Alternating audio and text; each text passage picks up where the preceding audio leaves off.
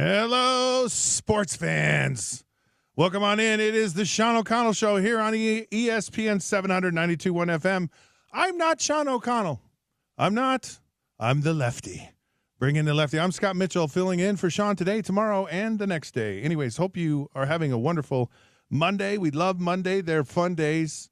Lots to talk about days. And if you miss anything, do not worry. Because you can listen live on ESPN700sports.com. You can go to the ESPN 700 app, or you can tell your smart speaker, just say play ESPN 700. We're also on YouTube at ESPN 700 Sports Utah. Of course, there is the podcast version as well, and you can get that on ESPN 700 Sports or on the ESPN 700 app. So great thing, great to be a part of your day. And don't feel bad if you have to get out of your car. It's okay. Just plug us into all those other devices and you'll have us. It is the days of 47 today. Not the days of 47 where we celebrate the I thought that was 10 days from now, Scott. Are we getting it 10 days early? Well, yes, of course we are, because it's 47 days until the start of the Utah football season, which is at UCLA on Fox. 9 p.m. kickoff here locally. So, are you ready for that super late game, by the way, Scott? You're going to be in the booth for that. That's going to be done at like 1 a.m.? Well, they're never fun. And really the game's not about me. I'm just, It's not. You're right. So I'm excited. I don't care if it's 1 o'clock. I don't care if it's a 9 a.m. kickoff. Super exciting to be the first game. I really like these tough opponents early on. We're going to have a conversation about schedule and what to look for in the schedule. And this, to me, is actually part of that.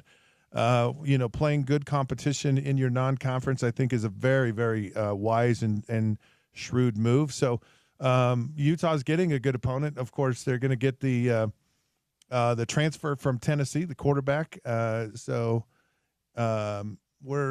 should be a lot of fun. Should be a lot of national eyeballs on it, too, even though it is late.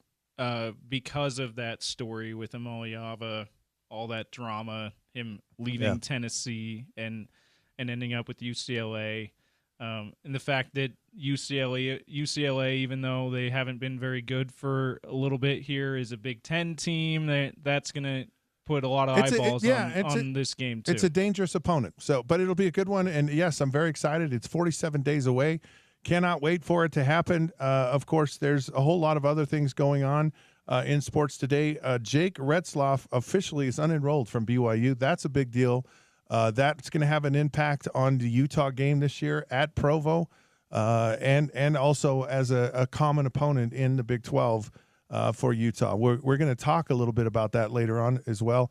And the Major League Home Run Derbies tonight. Now, that's one of my favorite things of the All-Star game. I think baseball's All-Star game is actually pretty good.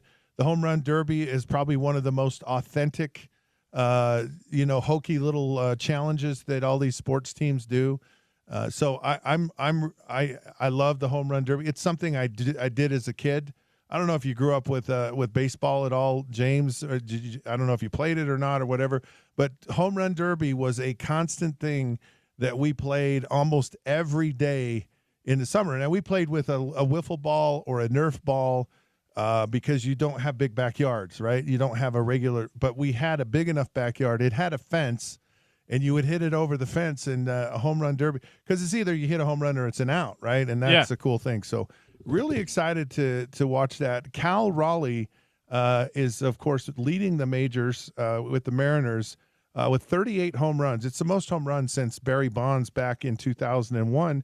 And he's not using a torpedo bat, just so you know. Yeah, Do you remember the torpedo bat? Is it still a thing in baseball? I mean, they're still using it. It doesn't seem to be a controversy anymore. I think people realize that it's within the rules. They just put some of the wood from the handle to the barrel.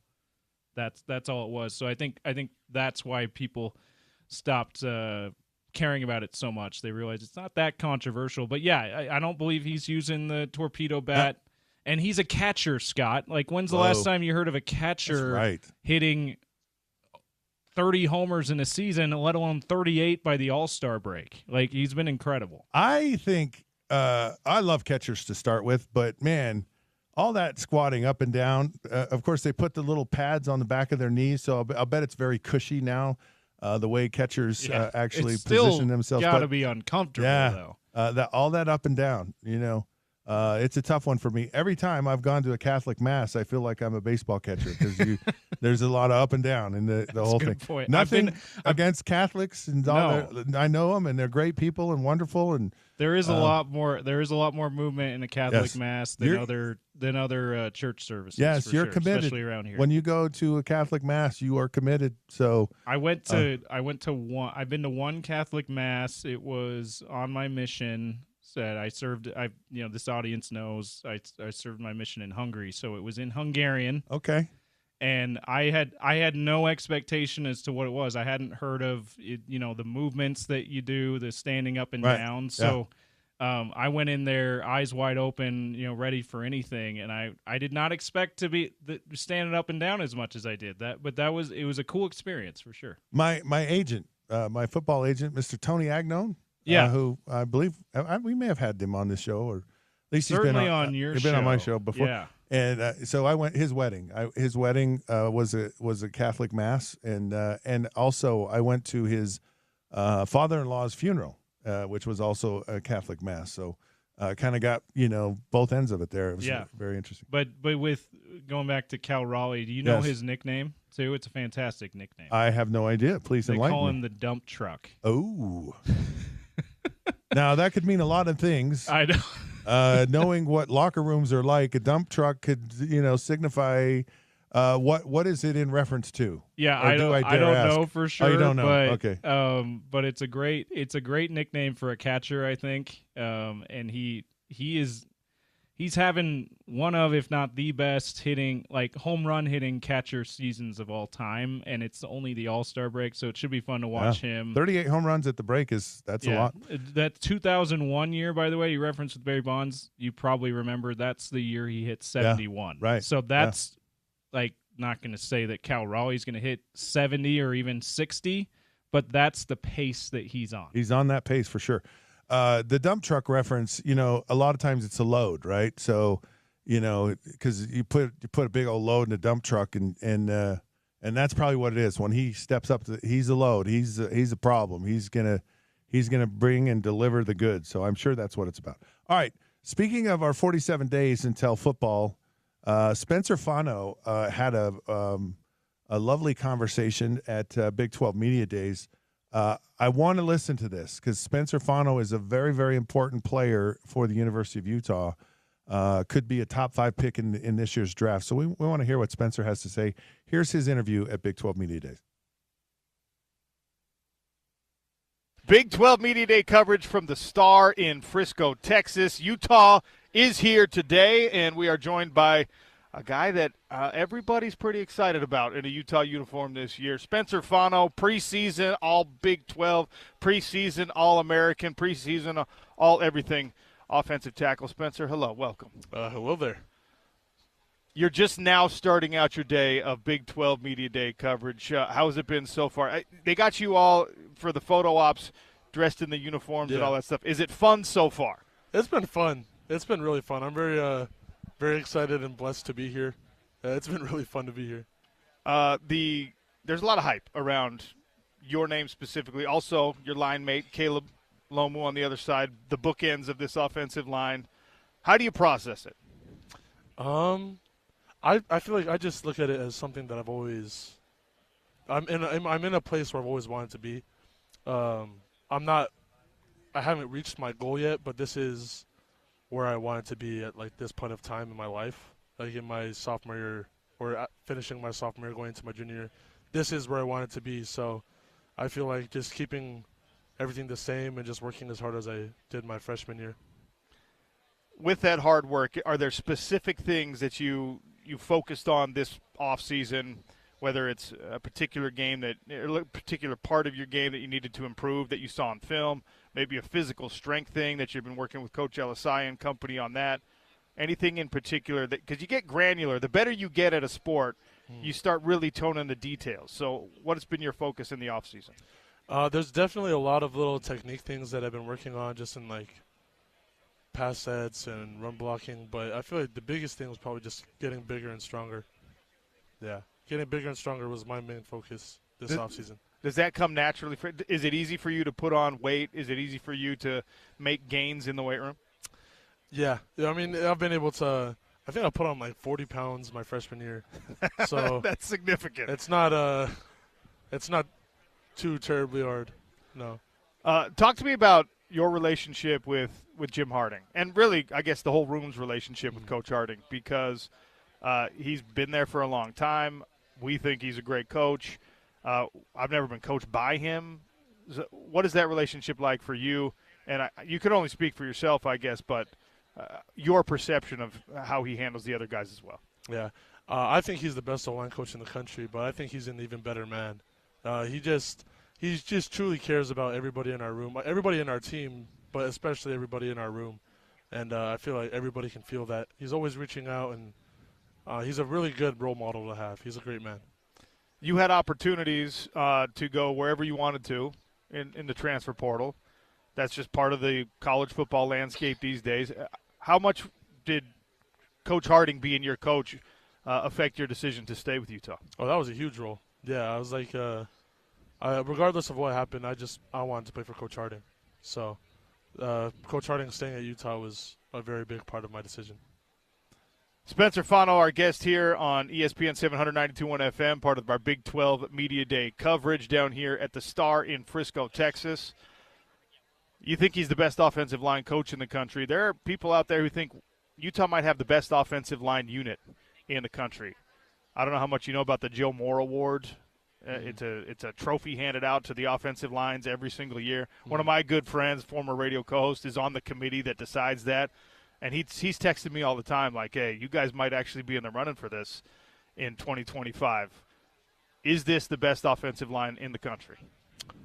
I'd say yes. I mean, I'm a part of this group, and there's no other group that I would take over our guys. The rest of this offense, there's been a lot of turnover. Tell me how it's been incorporating a new offensive coordinator, running backs coach, wide receivers coach, new system, all that. Sorry, could you repeat that question? What's it been like processing this new offense effectively? You got new running backs, new wide receivers, new coaches in all those rooms, new quarterbacks coach. The only consistency is your offensive line room. Everything else is new in the offense. How's it been absorbing that? It's been awesome. I feel like it's been a great opportunity for everybody just to be able to play under a new offense, be able to play with a bunch of new teammates as well. I feel like it's just been a really good opportunity, and I love that I'm able to be doing this now, because I know one of my goals is to move to the next level next year. So being able to experience, learning a new offense in a year now, I feel like that'll help me translate to the next level. So it's been a really good opportunity. Has it come naturally for you? Because it's a normal thing. You get comfortable, right, running the same offense, getting familiar, having a little bit more experience in it, and then the apple cart gets upset, and now you got to learn a whole new playbook and all that stuff. That is something you will have to experience at the next level in the NFL. Has it been a smooth process? I think it has been really smooth because, for the most part, O-line play, there's not too many variations. We pass block, we run block. There's not too much that's different for us. Let's talk about the defense. Let's talk about your brother. You guys go against each other in practice every now and again, right? Yeah. We go every day. Who wins? Come on now. Come on now. I'm so lucky that, there's no one here to defend themselves. It's just me. You can say whatever you want. It's just you. me. Yeah. It's just me. I could say I go 10 for 10, and there's no rebuttal. There's no rebuttal because he's not here. Okay, we used to, in the media, we used to get to watch one-on-one. Watching one-on-one pass rush drill was like my favorite thing. Mm-hmm. Getting a sense of, okay, like his pass sets are really good. He's got a great first punch. Oh, look how quick, or look at this spin move. Pita's developing, whatever it is. Mm-hmm. They don't let us watch that anymore. So I'm trusting you. I'm relying on you to tell me who's a problem defensively, in that drill in particular. Who's going to be a formidable pass rusher for the Utes in 2025? Man, we have a few problems over there. I feel like our whole DN room is just really, really good. Like, yeah, we have a few problems. Like Logan, obviously he's my brother, but he does get me some. He definitely gets me sometimes, and yeah, he's gonna be a problem. We got John Henry Daly, he's gonna be a problem. We got Paul Fitzgerald, Lance Holtzclaw. We have so many problems on that team. We have Cash Dillon. There's our DNs. I figure our whole DN room is gonna be problems for other teams. What's your relationship like with Caleb? I mean, you play the same position, but left tackle and right tackle, there's nuances, right?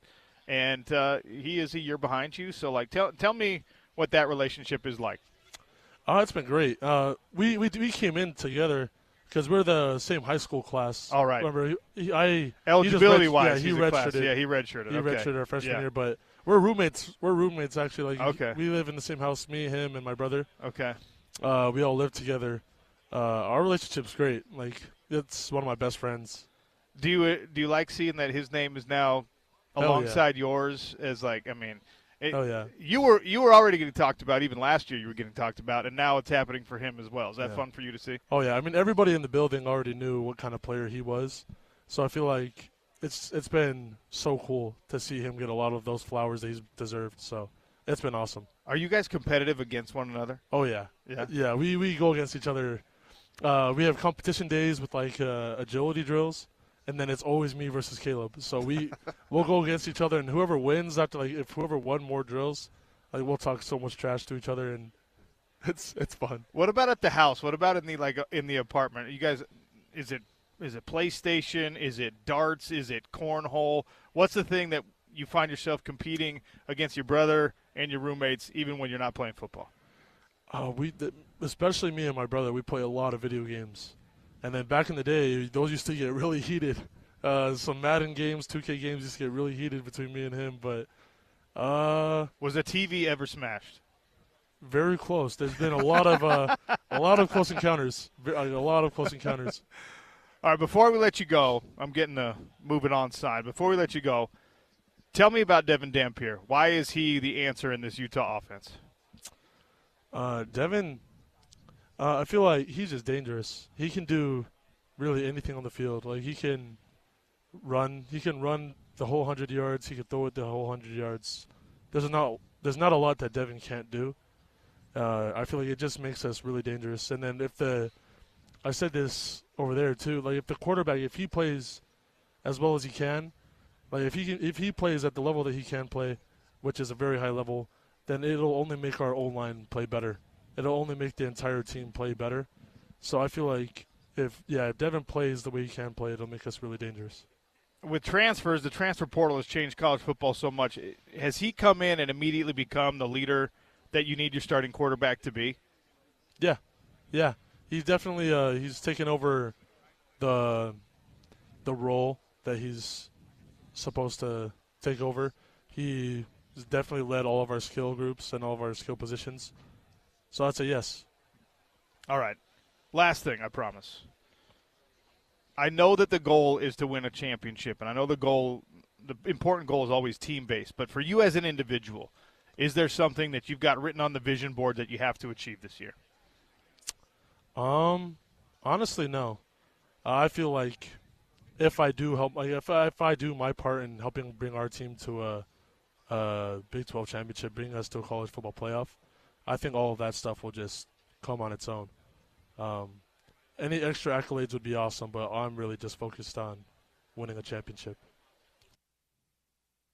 All right, there you have it. Spencer Fano at Big 12 Media Days. Of course, Sean O'Connell asking the tough, hard-hitting questions. Spencer is a very interesting individual in the sense that he's just kind of happy-go-lucky. He doesn't take himself too seriously. I like that demeanor about him. Just the whole cracking the jokes about, I can really say what I want because there's no rebuttal to anything I'm saying. So whatever I speak now is the truth forever. And it's a very engaging kind of part of his personality. And a lot of times you get people that have kind of this free spirit to them, and they just tend to play a lot freer. It's an interesting thing that how it translates onto the football field. And having that kind of calmness, I think, is a real healthy thing to have. Some guys can get too uptight or whatever that might be, but Spencer is not that type of person, and he and his brother quite the ham and egg deal going on there for sure. They really do. The fact that is part of Spencer's personality and Logan's as well makes it really fun that you have those two brothers on the same team from a fan's perspective and a media perspective, that you can ask the sibling rivalry type questions and they'll give you a good punchline or whatever, just like that. Oh yeah, I can. Yeah. Logan's not here, so I can say I win every time, even if it's not true. Yeah. I love that about Spencer, and love that he did not. It did not sound contrived to me at the end, Scott. I don't know about you. When OC asked him, "What are your individual goals?" This is a guy who may be a top 10 pick, if not higher, in the NFL draft. Yeah, and you would think he might have that as one of his individual goals, but he said, "No, honestly, I don't have any other individual goals. If we win the Big 12 championship this year, I probably get all the individual goals." Well, yeah, he may be saying that. Yeah, you're not sure you buy. No. What he's Look, actually thinking. You don't just fall off the turnip truck and become a really good player. There's a lot of drive there. Clearly, there's a lot of talent there. But I guarantee you, he has things that matter to him personally. He may not be wanting to share those. I don't know that I would be wanting to share them in a public forum like that. Certainly not before the season. No, you want to hold some of those things close to your chest. So I don't have a problem with that. But yeah, that's great that he's a team player. Going to spring football practice, and I watched a lot of the practice, and I was allowed to see a lot of it, which was great, and I appreciate that. And but I can tell you, watching Jim Harding coach is a very impressive thing. Watching all these coaches coach, and there is a significant amount of attention to detail. And there are a lot of things coaching offensive linemen that are so critical, just about your foot placement and your hand placement and about not leaning and about understanding the different blocks you have to make against the different techniques that you see. And he's just an excellent coach at all that stuff. And it was fun for me, and I watched a lot of it, especially with Coach Harding and the offensive line. That was a real impressive thing to see. So I love that this Utah offensive line is intact going into the season completely. Very, very seasoned group of players, and it will be and should be a very significant part of this team and the success it has, because it always boils down to the boys up front. That never changes. It's never anything that is new. So the one thing you wonder about is, can they live up to the expectation? So often we put people on these high pedestals and they fall short of those expectations. So it'll be interesting to see how that whole group handles success and the preseason accolades. Now, there is one thing that drives me crazy, and I'm going to bring this up. And it's a general comment, and I don't think the players realize this, but I think it changes kind of how you play. I know that it does. And so the concept is, when he was asked, what does he want? He said, well, we want to win the championship, the league championship. And then he made this statement, and go to the college football playoffs. And I think that's wrong thinking. I don't think it's the way you should think about this. I think the goal should be, we're here to go and compete for a national championship. End of discussion. And it's like our whole goal, like, if we're not in the playoffs, if we're not there competing for a championship, it's a disappointing year to us. And I don't think the Utah football program is there yet. And I think they need to get there. And I think, and I don't think they're not thinking that. I think they're thinking about things right. Like, I think they think, yeah, we've got a healthy attitude about this. And I'm going to tell you, I don't think it is. Okay. And I think it puts a limit on them 1,000%. Yeah, without them realizing it. They've already said we're going to lose in the playoffs. If for us, it's just to get to playoffs. And it's just like, whatever happens. It's like BS on that. It's like, play to win a national championship. I just, I look at Ohio State, and I look at Ohio State playing Utah in the Rose Bowl, and we were over the moon about being in the Rose Bowl. Like, we were just, oh my goodness, it was the most exciting thing to happen to Utah football. End of discussion. And that needs to be and Ohio State is like, we're disappointed that we have to go play in the Rose Bowl. Like, that's where you need to get, where the Rose Bowl is the consolation prize. It's not the end-all, be-all. Now, it was a great experience. I was just over the moon about going there and being a part of that and seeing your alma mater be in the Rose Bowl. Incredible. But it sure left a bitter taste in my mouth to lose it. And especially, that Ohio State didn't want to be there. They did not want to be there. They did not have their best team out there. They obviously still had some of the best talent in the country. What they did throw out there, it was not their best team, and neither it wasn't for Utah either. Yeah. But you still had a 2-touchdown lead there. But the point is that the mindset has to change. Yeah. Like, if you're seriously going to be about this business, and I've talked about this on Sean's show and my show and all the time, and I'm like, we need to think more national. We need to think bigger than we do.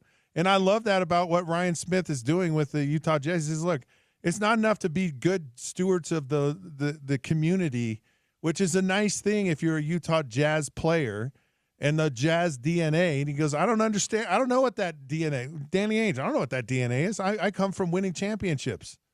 When have they won a championship here with the Utah Jazz?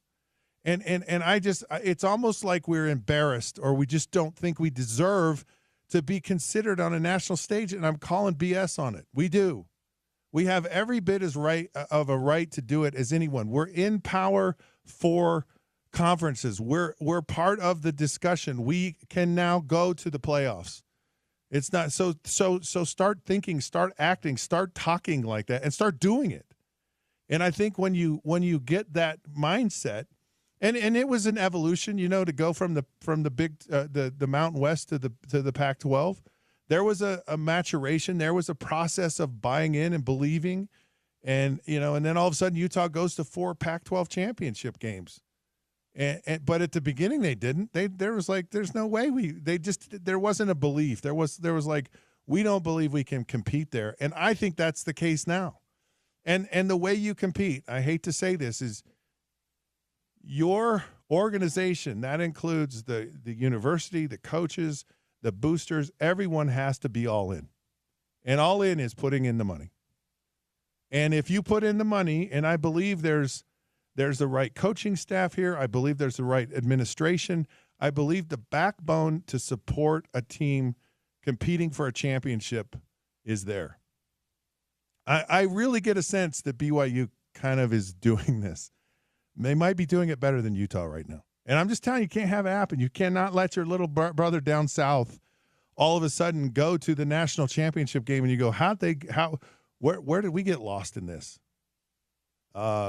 You're way far ahead of everyone because of the foundation you got in the Pac-12, and you can't let it die on the vine. And it's got to be a willingness to put in the money to get the elite athletes. And Utah doesn't have that right now. They don't. Spencer Fano is an amazing player, but you need about 5 or 6 guys in the discussion to be early round draft picks in the NFL if you really want to compete on a national stage. So, all right, let's take a break. And I just hope someone hears me. This isn't a knock on Utah at all. It's just like I want them to compete, and I think the mindset needs to change if you're going to. The Sean O'Connell Show is brought to you proudly by Big Willie's Sports Bar in Salt Lake.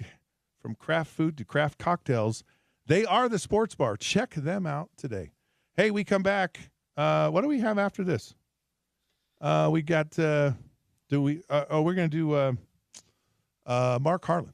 We'll talk a little bit about Mark Harlan when we come back here on the Sean O'Connell Show, ESPN 792.1 FM.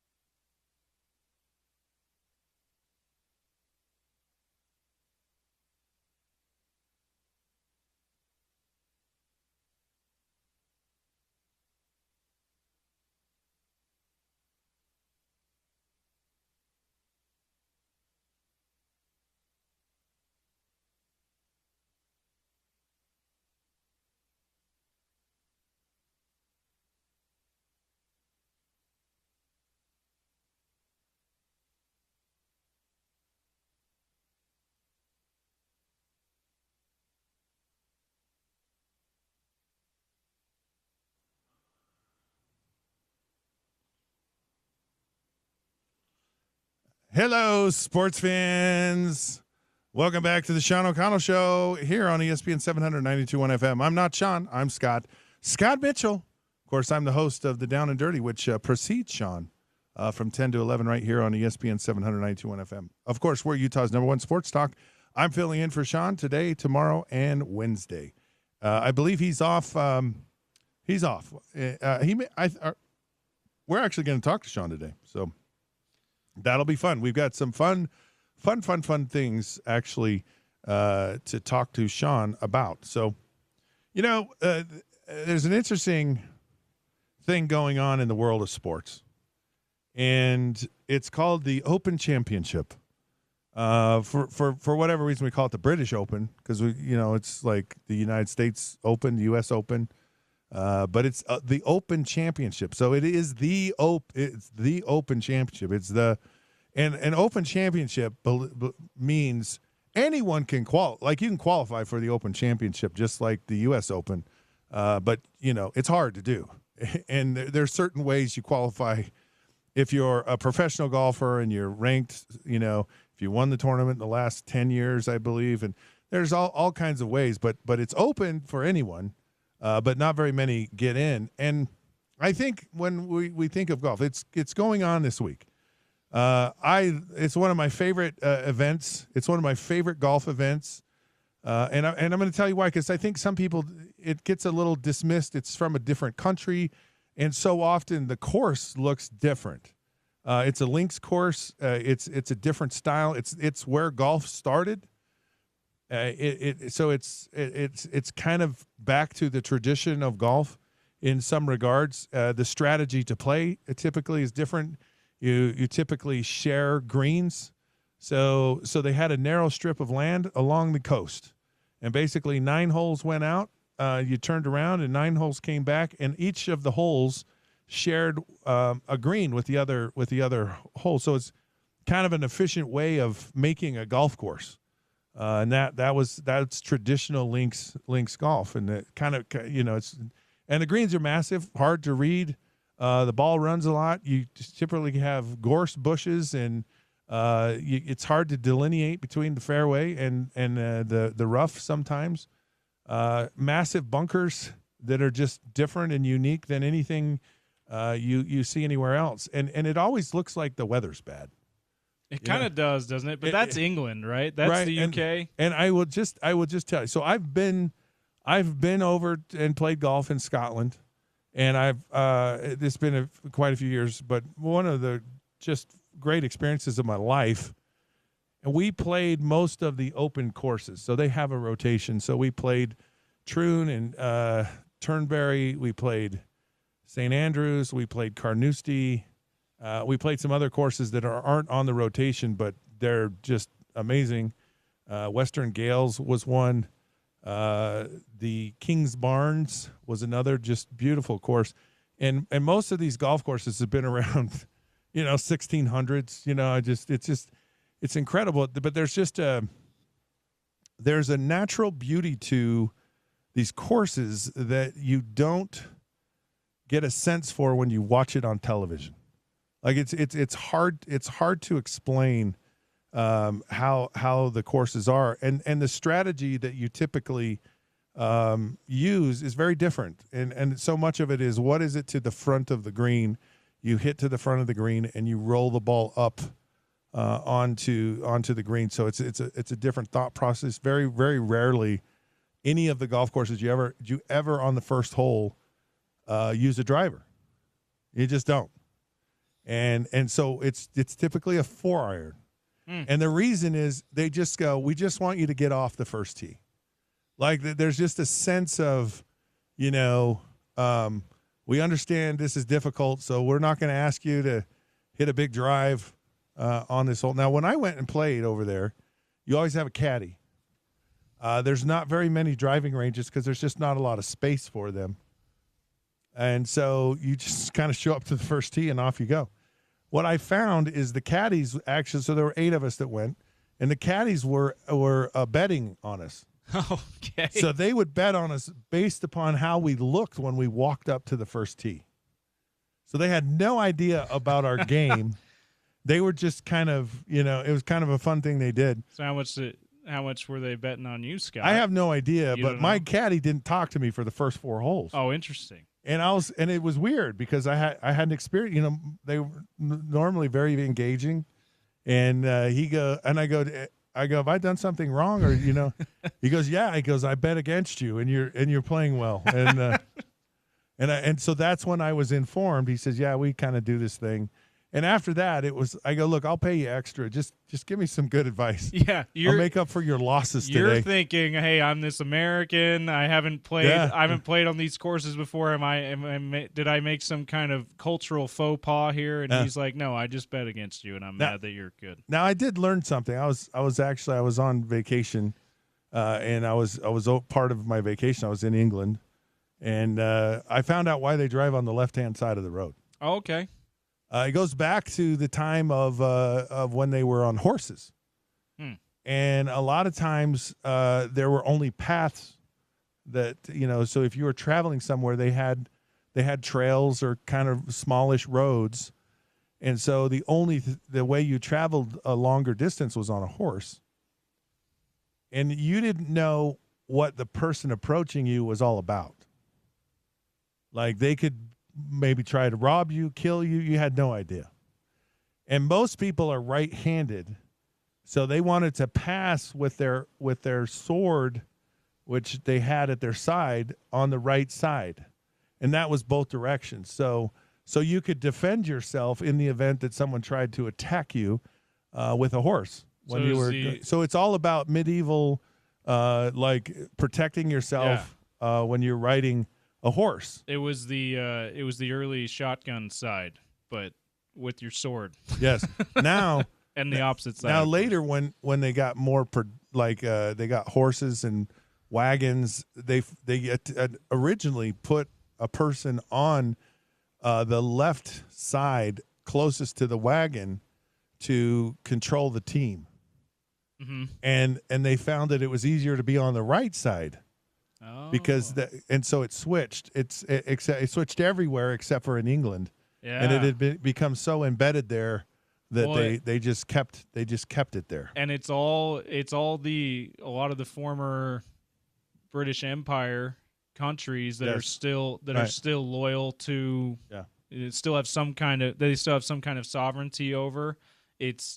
Those are the only countries in the world that do it, that still drive left-hand. So Australia is left side of the road. Yeah. I know Canada is right side, so that's one of the exceptions. But there's some of these other former British Empire countries. Because I mentioned, serving a mission in Europe, I was thinking, I'm going to probably have to learn to drive on the left side of the road. No, I didn't. It was regular side for here. Yeah. So anyways, that's the thing, But there's a flow and a feeling to links golf and to golf over in the United Kingdom that is so unique to what it is, and there's a great appreciation for the game of golf there. Like this is a very well educated and a very respectful and engaged fan base for the Open Championship. And when we played on the old course at St. Andrews, which is anyone in your entire life, if there's one thing you do, go play golf at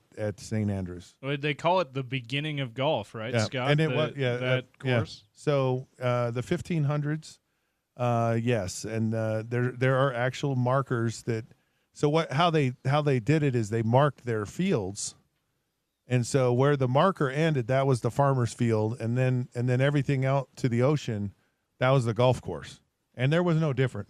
Like.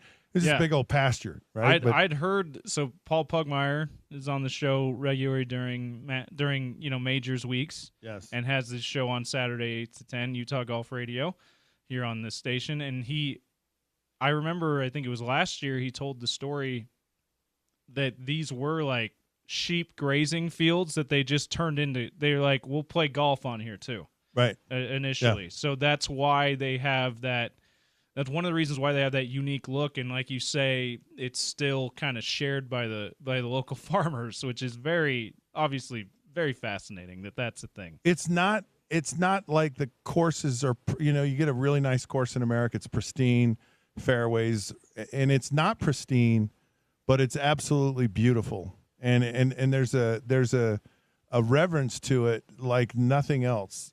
So it doesn't have this. It's a very natural way to play golf, and you just basically take what nature gave you and you build a golf course on it, and that's what it is, and it's just absolutely incredible. So that's coming up this week, the Open Championship, and that will be a fun thing. I love to watch it. It's always on early in the morning, and so it's just a fun thing to see. And people who are in golf, professional golf, they get it, and they know how special this event is, and it is. So, all right, let's take another break here. We're gonna come back. I want to talk about Utah's schedule this year, and not necessarily the schedule, but kind of some of the things to look for that may be a help.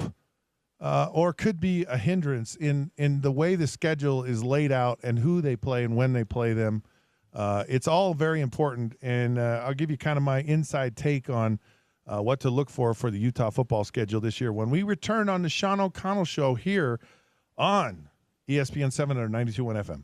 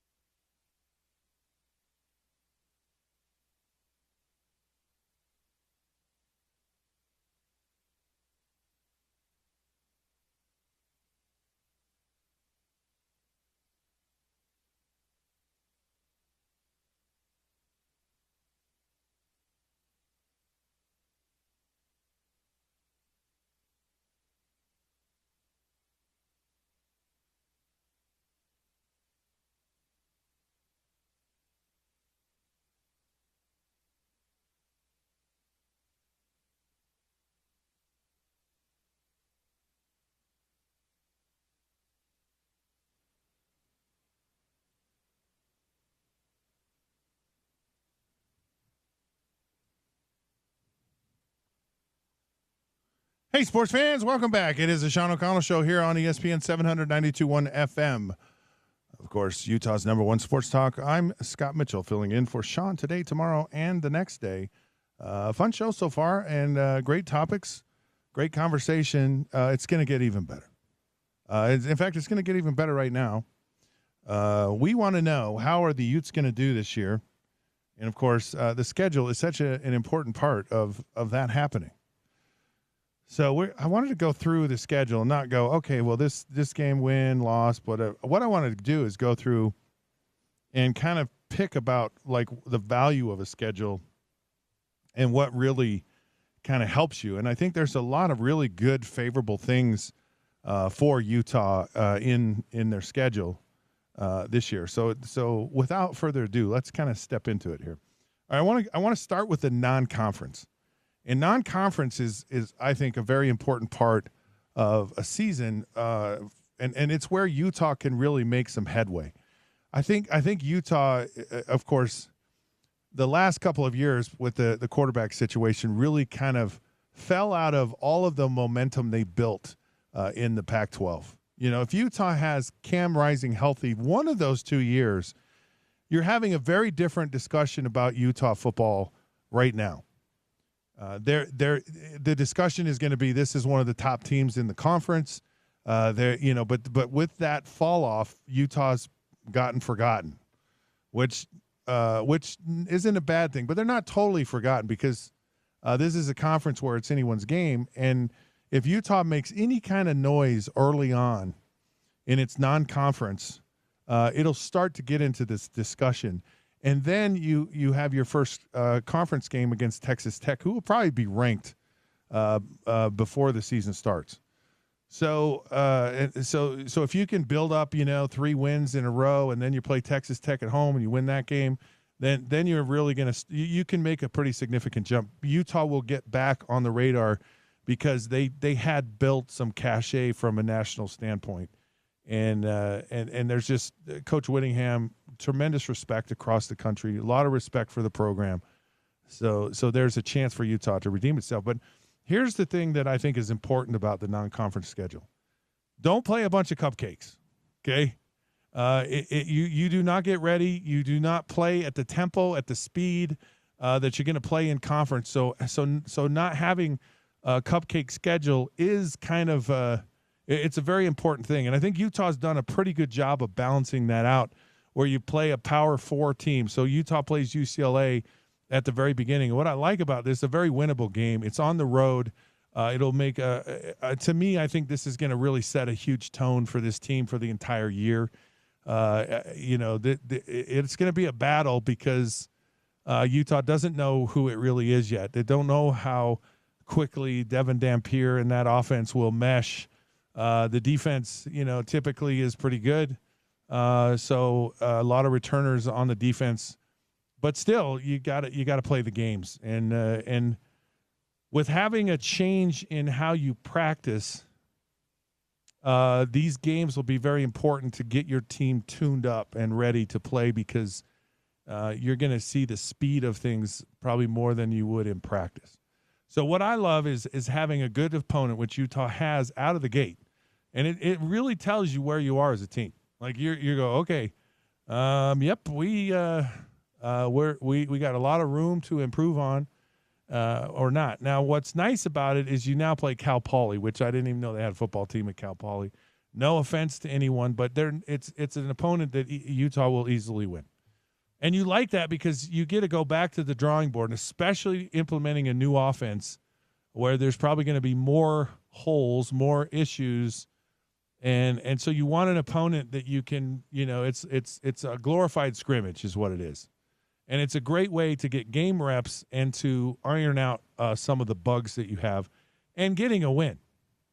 And that's much better.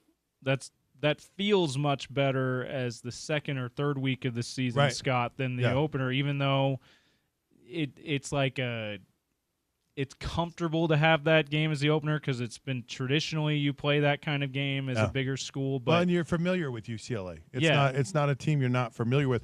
Right. And I like that game early. I don't want it to be my third game. Have it first or second game of the preseason. But you've got to have a tough opponent in your non-conference. I'd imagine it makes it so that there's a different kind of intensity during fall camp when you have that kind of opponent versus if they had started the season with Cal Poly. I think a great point, and that's very true.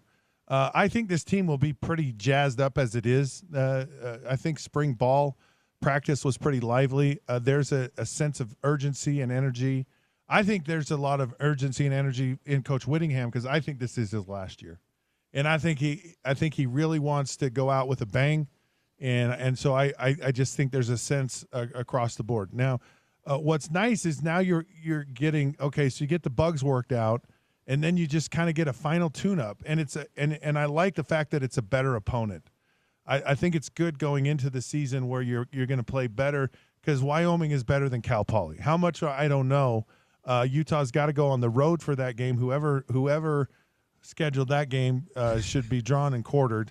It just makes no sense whatsoever. But they still do that in Wyoming, right? Yeah, Scott? yes, they do, and every Saturday night. Wyoming, our great Wyoming listeners, relax. It's called a joke. We know that you're in the modern world, but yeah, it's. I've heard from lots. If you've been to Laramie before, I don't maybe know how you're modern not. it is. Maybe you're not. Yeah. No, I've heard that. I have not been to a game in Laramie, whether it's BYU Ever? or Utah Oh, my ever. goodness. So, but I've heard from It's a people like treat. you and other people that played there back in the day when it was Mountain West and WAC. It's a treat. It's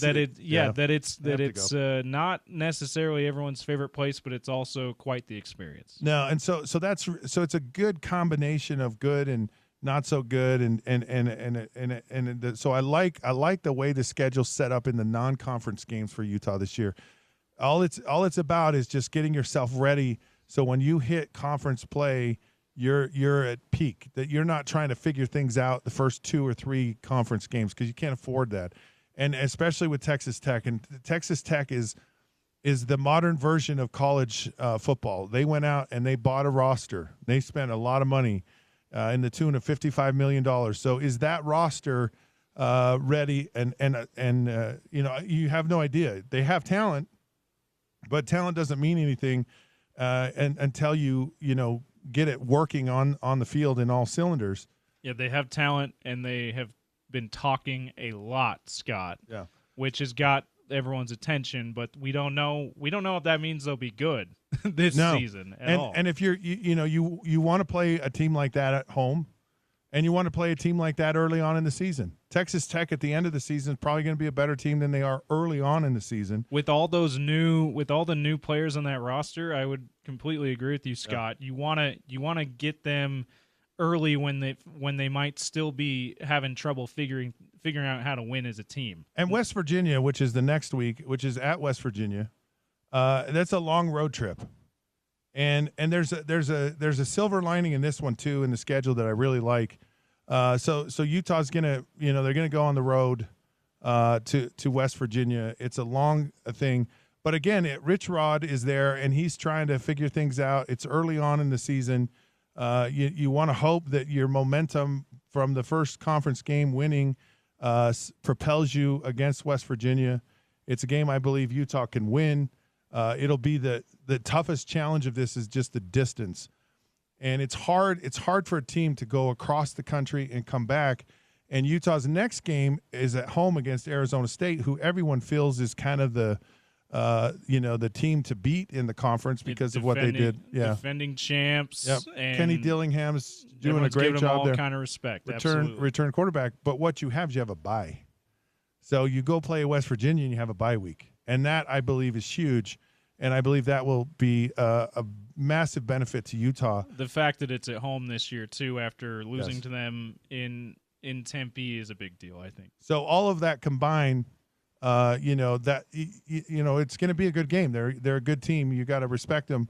But you have the favor of the schedule is certainly in your corner in a lot of ways. It's at home. It's after a bye week. You've traveled across the country. You have time to rest and recover, and then the following week, of course, is the BYU game. Now, what's interesting about BYU? They're clearly going to have a new quarterback there. Who it is and how well they're playing remains to be seen. I don't know. right? But I do know this. Whoever the quarterback is, Jake Retzlaff got a taste of the rivalry a year ago. Whoever the quarterback is has never experienced it, and it's a real thing. It is a real thing in the conference about the rivalry, and until you've played in it, you don't understand the intensity of it. Different kind of pressure, I'd imagine, Scott. And Devin Dampier hasn't experienced it yet either. So, but he's certainly a more experienced quarterback than I think what BYU has. So that's the fact. It's kind of like the fact that it's in Provo, the fact that it's a rivalry. It does help BYU, but the fact that they don't have a quarterback that has experienced it, that helps Utah. So it's always a good game. It's going to be a good game. That will be a challenge, but there are favorable things. And then I'll just go, to me, the really tough game is going to be Baylor at Baylor. And that's the game where you really have a lot of challenges. Now, it also comes after a bye. So if you really want good bye weeks, you're going to get Arizona State at Baylor. Those are two perfect bye weeks for Utah. Kansas State is going to be a very good team, but you're getting them at the end of the year. And by the end of the year, a lot of attrition has happened. You'll know if Kansas State is good or bad or whatever, but you're getting them in Salt Lake because Avery Johnson's, it could potentially be a threat. And then the last game is at Kansas. And so, I don't know. The jury's out on how good Kansas can be. Yeah, by then. But the point is you're playing those teams late in the year, and they will have defined themselves, and more than likely, they're probably out of it by then. And even if they're in it, it's great because you're in it too, and so you're going to be prepared either way with those teams. All right, that's kind of my take. There's a lot more to it, but kind of a fun discussion. We'll take a break here. We come back. I believe we have Ronald Weaver III. He's Cougar Sports executive producer. He's going to talk about the Jake Retzlaff situation and kind of what's going on at BYU. When we return on the Sean O'Connell Show here on ESPN 792.1 FM. But before I get out, Sports Center will be live at is it Dumke? Yeah, Dumke. Dumke Family Stadium for the Athletes Unlimited Softball League Salt Lake tournament next Thursday, July 17th. This Thursday. This Thursday. Wrong copy there. That's my bad. Yep. Utah's ESPN radio network will be live at the stadium from 7 a.m. to 6 p.m., which includes the Sean O'Connell Show from 11 to 2, and, of course, the Down and Dirty from 10 to 11. Join us for a chance to win. And they actually get to be on SportsCenter? Yeah, so SportsCenter is going to be on site, and, typically when they do these, they travel to places, they like to have a bunch of fans behind them. So you might have a chance to get on TV, get on SportsCenter. You could be famous. Yeah, with Scooby Mageza is the SportsCenter anchor that will be in town. We'll talk to him tomorrow on the show. Awesome. And you get a chance to win T-shirts and all that fun stuff. So where do they go to find that stuff out? Well, they just show up on Thursday at Dumke Family Stadium. We'll be there from 7 a.m. to 6 p.m.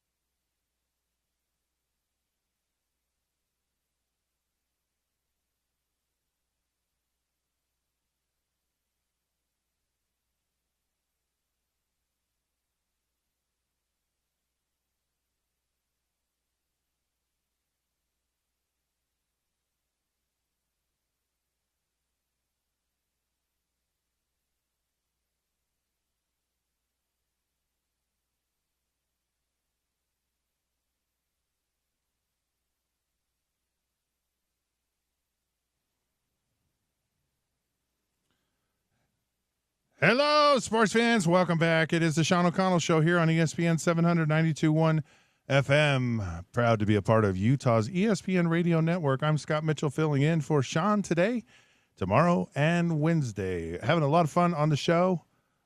Great conversations, great people.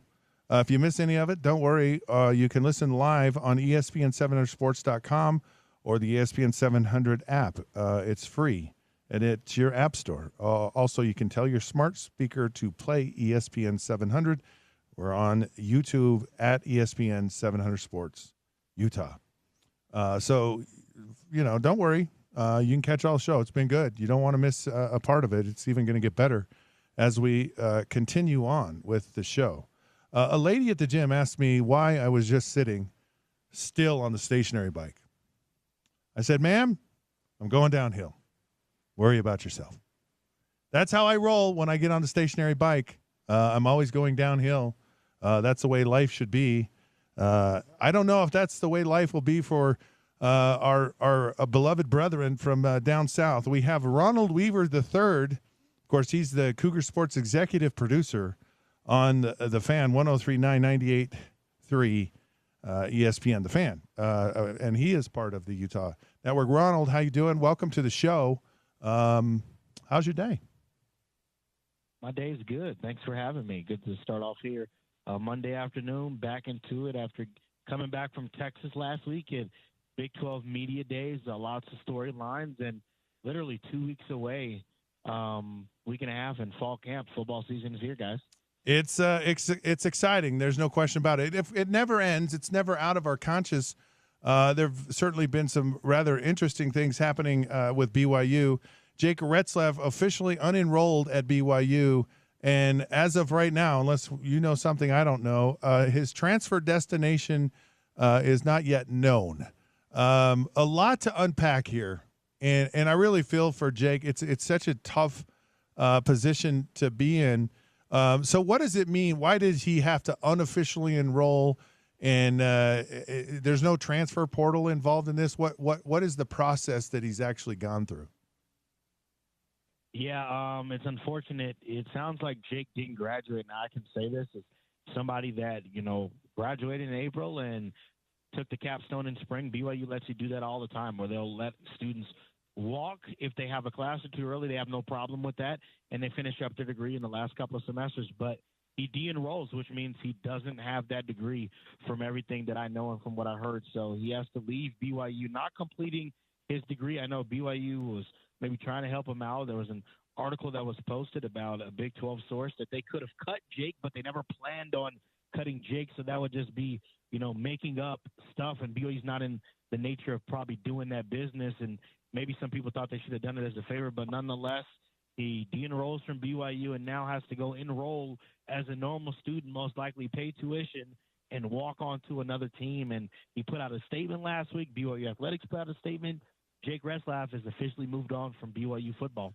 So he doesn't get a scholarship if he goes somewhere else, or he can't get a scholarship, or what are the and can he play immediately? I mean, what are the rules that govern his position moving forward? Yeah, if he was going to be in the transfer portal as a grad transfer, got some type of special waiver, definitely. But it's going to be interesting because you don't really see the nature of the walk-ons anymore with what we know of the roster limitations. Right. So he literally is going to have to go, and it would have to be some form of some type of scholarship because you just don't give walk-on scholarships anymore. So Jake, in retrospect, based on the rules, will go enroll at a school, go walk on that football team, and have to be put on some type of scholarship. They don't do walk-ons anymore. They've cut the rosters from 130 to 105. Yeah. So maybe he wouldn't get that up front, but in retrospect, that's what it would be, right? Because that's the nature of the rules. There are no, we got all these guys. No, all 105 guys have scholarships. So maybe whatever school he goes to has one that's available, and they find a way to put him on. I haven't heard of that, because you have to keep that roster at 105. So maybe there's a school that has a scholarship available, but that's Jake Retzlaff's path now, which is, to me, just very unfortunate for a guy who was trying to finish his degree and, go as a grad transfer, and now has to leave, enroll. That's not likely ideal situation this late in the offseason before football's right around the corner. It's an interesting dilemma, especially with schools, and you're so limited on the number of players that you can now keep. I know that's a challenge at Utah as well as BYU because you have players that you like, and now you have to kind of limit who you bring in. Is there a strategy for coaches to say, hey, maybe we should hold off on one or two spots over the summer in the event that we have a Jake Retzlaff situation come up, or if someone becomes available and we want to be in a position to take advantage of that, and it's worth maybe the risk of holding out a scholarship or two in the event that something like that might happen? Yeah, it'd never be a bad idea to plan for the worst. Scott, I always say you plan for the worst, but you hope the best. That's what my parents always taught me. Because if you're always saying, oh, well, these things will happen when you get caught in the crossfire, not saying BYU did, right? I think they've prepared well in who they have, but then you're left empty. And I think it's good to have all situations. I get instinct to look at BYU situation and look at this could happen if you're BYU, and obviously not BYU with what the other rules or things that are in place. If you're another program, my quarterback could just up and leave in July, or they could get hurt in June. You never know. So it's good to plan to have that for guys like Jake that could leave late. You never know. So it's good to have the silver bullet or the ace in the back pocket. I always say 2 aces are better. So have another ace in the back pocket. But the original point, it's ideal that you want to know who your quarterback is and have that. But if for some reason you get into a very unfortunate question mark situation like the BYU Jake Retzlaff situation and you're another school, it's good to have maybe 1 or 2 in your back pocket just in case. I mean, Utah a year ago would have probably loved to have had Jake Retzlaff available. No doubt. with what was going on with Cam Rising. What's a good landing spot? Has there been any speculation about where he would go and what might be available? Is it a Power 4 conference, or does he have to go to a lower division, or what have you heard about where he might end up? Yeah, at first, before he had to leave the school, it was okay. He can just transfer to Notre Dame. Right, but that all has shifted away because he's going to have to leave and go enroll, as a normal student. So that is no longer the case. And that was where I was picking. I was picking, okay, it's going to be Notre Dame. Oh. He's going to go over there, young quarterback. But now I don't think that anymore. I've switched my tune, actually, from what I heard. I think Jake is going to end up, if I had to narrow it down to 2 schools, I think Jake will either end up at Tulane or Oklahoma State. Tulane losing their quarterback, right? It's a school that's played. It's proven itself, in bowl games at the highest level, can't compete, right? They've been ranked in the top 25. There's some opportunities there with Northwestern, Duke, Ole Miss. You play Army, the University of Tulsa. So there's some opportunities there for Jake to put on tape because he's trying to get to the next level. He's trying to get to the NFL, and he needs to showcase on tape. And Tulane is a good spot, I think, for you to be able to go and compete and walk in after them having losing their quarterback. I also say Oklahoma State because they had quarterback problems as well. People left, went into the transfer portal, graduated. You have young guys. When a guy hasn't taken a snap of college football and they haven't played in that system, just because they got there at the beginning of January when the season was over, or March, and Jake Retzlaff, who's had to learn 4 playbooks, by the way, coming in, a guy that has arguably the most P4 wins in BYU program history, who played last year and went 11-2, regardless of what the numbers look like, that experience and that grit and that confidence, you can't teach that. That guy can come in and learn your playbook in a month and be starting in September. No doubt. So you'll probably take a chance on that guy than a freshman. You'll take the chance on a guy who has his last year. We've seen this multiple times. That's why I think the nature of college athletics is changing. Unless you're a 5-star freshman coming in, you're not going to play, at the quarterback position because they're going to go and get a 4th to 5th year senior. Look what happened with Dylan Gabriel, the kid now playing at Oregon. Those guys are going to start. They're not going to pass up on a 4th to 5th year senior redshirt guy that has that much experience, especially at the power, 4 level. So I believe it's Tulane or Oklahoma State. I could be wrong about that, but I'd be pretty confident to say Jake ends up, I think, there. And I would say third would have to be Notre Dame, but those are my 3. Yeah, Oklahoma State is very intriguing to me, just simply because it's still in the conference. It would certainly add some intrigue to everything that's going on, and I assume that Jake is kind of left on relatively good terms with the folks at BYU. I mean, there's not a lot of animosity there, and but it certainly would be much more intriguing for the conference to have Jake Retzlaff here at Oklahoma State. And I don't know that Oklahoma State would be a bad choice. I kind of like your picks there, but where did Jake Retzlaff leave things with BYU when he left? You left him as best you could on a positive note. From everything that I know and heard, BYU respects his decision. They wish him the best. And look, I'll just say this, Scott. You know, I've had things in my own life, right, not related to this Jake thing, but relationships. They can go north or they can go south. They don't go east or they don't go west. Yeah. There's none of that. It's either really good or it's really bad. And I'm going to say this is really good. It could have gone completely south. It could have on both ends. You know, you look at that, but it didn't. And this is why BYU is a great institution and what it stands for and everything, and why kids are able to thrive in this program and change. Look at what happened, and look at his statement and everything. Loves BYU. Look who he became on the on the field, off the field. His story, like he really bought into BYU. That's tough just to let that go because an unseries of events happened and you couldn't play football anymore. If I'm thinking, and I don't know, and I haven't spoken to Jake, but if I had to think, you wouldn't throw all of that away because, you made a mistake and this is how we're going to keep you accountable. I don't think you're going to let those relationships go. It's unfortunate, and it's, like a respect of a coach in the NFL. You mutually part ways. You thank him for the time. They did great work for the organization.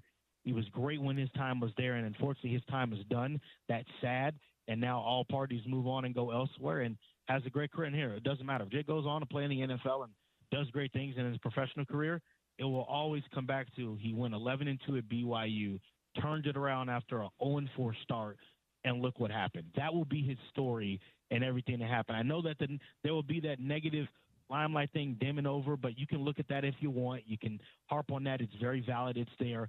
But at the end of the day, you can't take away from all the positive that he did. Both things can be true, but I think when you look back, you'll look at Jake Retzlaff's career and look all the good that he did for BYU.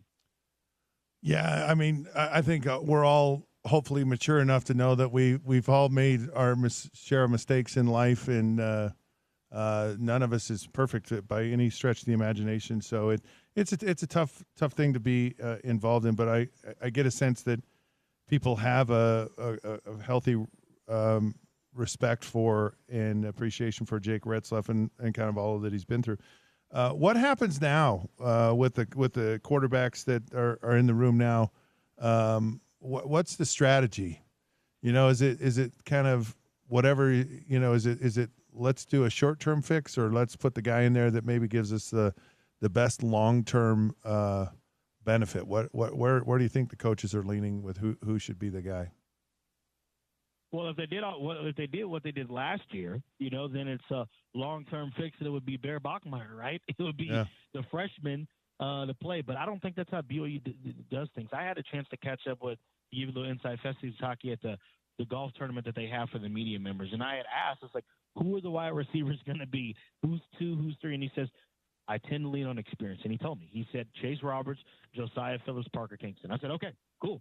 And that is the vibe that I got about BYU. They're going to tend to lean on a guy that has experience. Now, Gary and Jake was a little bit closer, but you got Trayson, McKay, and you got Bear, right? McKay could play this year and could play next year. Trayson, this might be his final year. It depends. I'd have to look at the numbers and how it is. But you got guys that can play the next 2 to 3 years, and a guy that can play, arguably the next, 3 or 4 till Ryder gets here and is ready.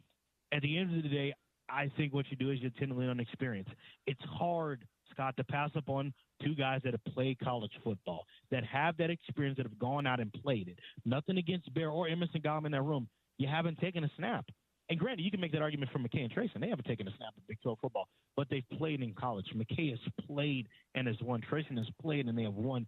So to me, if Aaron Roderick is looking at this, those 2 guys are the guys that are duking it out.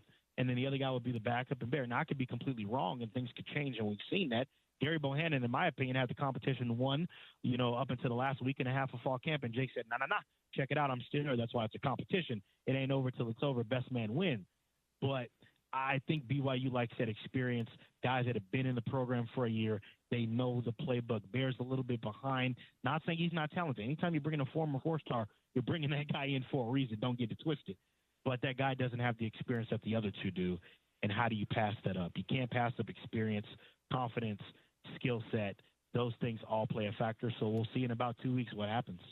I think before Jake was left, I think a lot of people were very high on BYU winning or certainly competing at the top of the Big 12. Where does it put them now? Does it change anything? Does it change what's kind of the inside feeling of where BYU could end up this year in football? I mean, this team is still confident. I mean, you had Keanu Tanavasa on the Center Street Media podcast saying, I have one ring and we're going to get another in December in the title game, and obviously I say players should be playing to be in the title game. This team, the defense, they should be confident that they can play with anybody and that their defense can keep it in the game, and offense doing enough and not turning the ball over with how explosive in the run game can be to still make it to the title game. Do I think that's where they'll end up? No, I'm not going to pick them. I think they can still be middle of the pack of Big 12, but there's a massive drop-off. Scott, I'm going to say it. There's a drop-off with Jake to McKay and with Trayson. It is. It just is in how he throws the football and how they play. And that's not a shot at those guys. They haven't played yet. They got to go through their own growing pains. Look at what happened with Keaton Slovis and Jake. Oh, he's the best JUCO quarterback. It's going to translate perfect. And look what happened, right? It took time. It took time for that to come along. I didn't think Jake would be on fire. I said, oh, he'll go 2-2. Look what happened. That is what happens when you haven't played at that level, when things are different. There's so many variables. Football is the most codependent sport that you can't. You could throw a great ball and the receiver could drop it. The receiver could run a great route and the quarterback could overthrow him. You don't know what could happen. So there are too many variables, too many factors, I think, that go into it. But to your point, getting back to the business, I think BYU finishes in the middle of the pack, somewhere between 6th to 8th. I could be wrong. I know Matt Berry of ESPN at last week at the Big 12 conference said that BYU is still one of the 5 or 6 teams in the mix to win the conference. That's his take on it. So you can let that sit where it be. You also put Utah in that conversation as well. But I don't think BYU come December, and I'll eat my words if I'm wrong, I don't think they'll be in the title game. No, the whole idea of developing a quarterback, and that's the sad part about all of this is they were invested in Jake Retzlaff and invested in the sense that they gave him the opportunity to work through it and to develop and to gain confidence and gain game experience. And there's just no other way. Like there's no shortcut around it. You just have to go out and experience it in games, in tough games, in conference games, on the road, good opponents, and you have to learn how to fight back when you're down, or how to handle when you're having success, and you only get the opportunity to do that when you're doing it, and that's a challenge, and I don't think you're wrong in your thinking that it'll be an uphill battle for BYU, because now they're basically going back to where they were when Jake started, and now they've got to reinvest and recommit to a quarterback, and it just takes time. It's not that it's not impossible or can't happen, but it takes time. I'm not sure that they can afford, at least with this season, to kind of go through that pain. All right, Ronald, appreciate your time so much, and hope you have a great rest of your day. Great insight. Really appreciate your thoughts and the good stuff. So thanks. Thanks for having me on, guys. I appreciate it. Enjoy the rest of your Monday. All righty, there you have it. Ronald Weaver III, Cougar Sports executive producer on 103.9, 98.3 ESPN The Fan. We're going to take a break. There was an interesting conversation that John Gruden had with Gino Torretta, who's Heisman Trophy quarterback.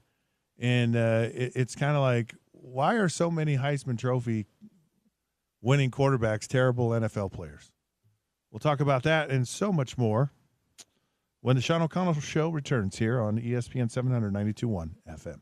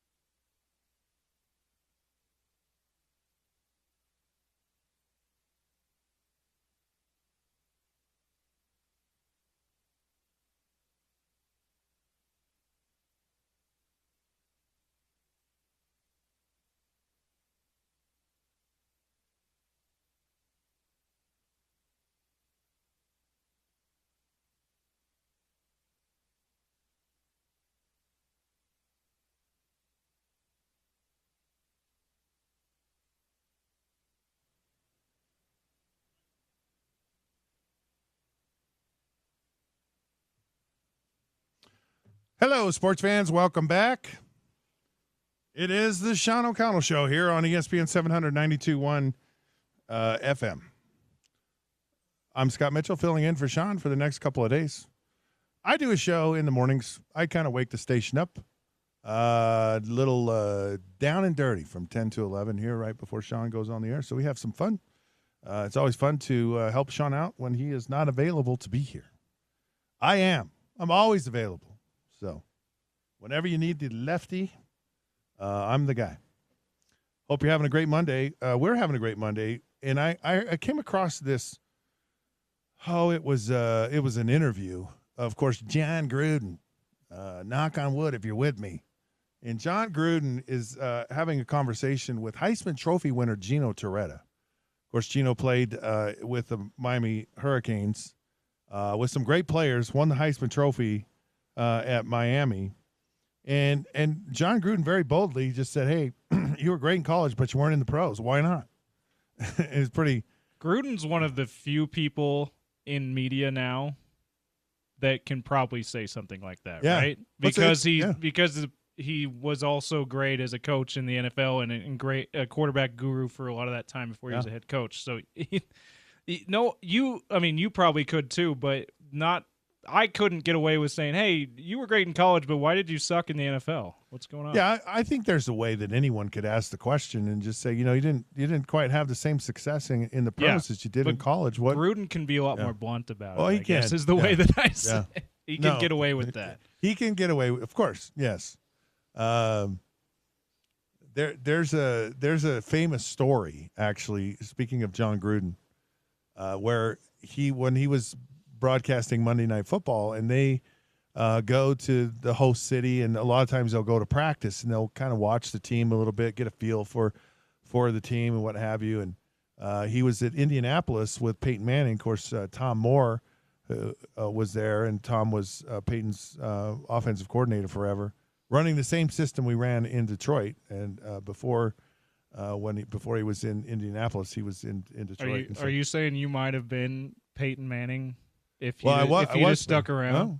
No. Look at the numbers. I mean, if he stuck around, it probably had some pretty good numbers. You did have. Was it your best? It was probably your best year. Was it just the 1 year? Well, no, it wasn't just 1 year. I mean, it wasn't 4,000 yards, but not quarterbacks don't necessarily throw for 4,000 yards. Yeah, back then that was a rare thing. But, it was like 3,900 yards. I mean, it's close to 4,000 yards, and I was injured and missed several games. So, regardless, John Gruden's watching practice, and he noticed that Peyton Manning takes all the reps.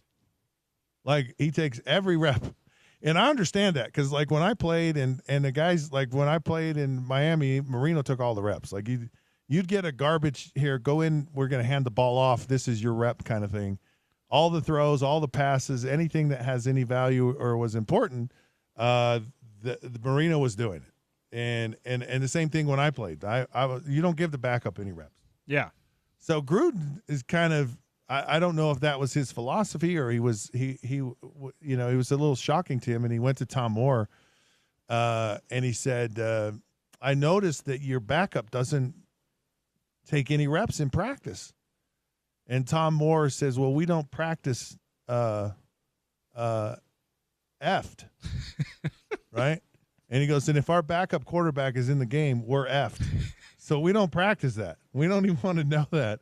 We don't even want to even think that might be a possibility. And he did not censor himself, as I understand. I remember you telling this story before. We're censoring him in this story, but he did not censor himself at the time. Now, that's effed was Brock Heward, who the great Fox Sports analyst, and had a long career in the NFL. And I asked Brock that, and he goes, "That's a true story."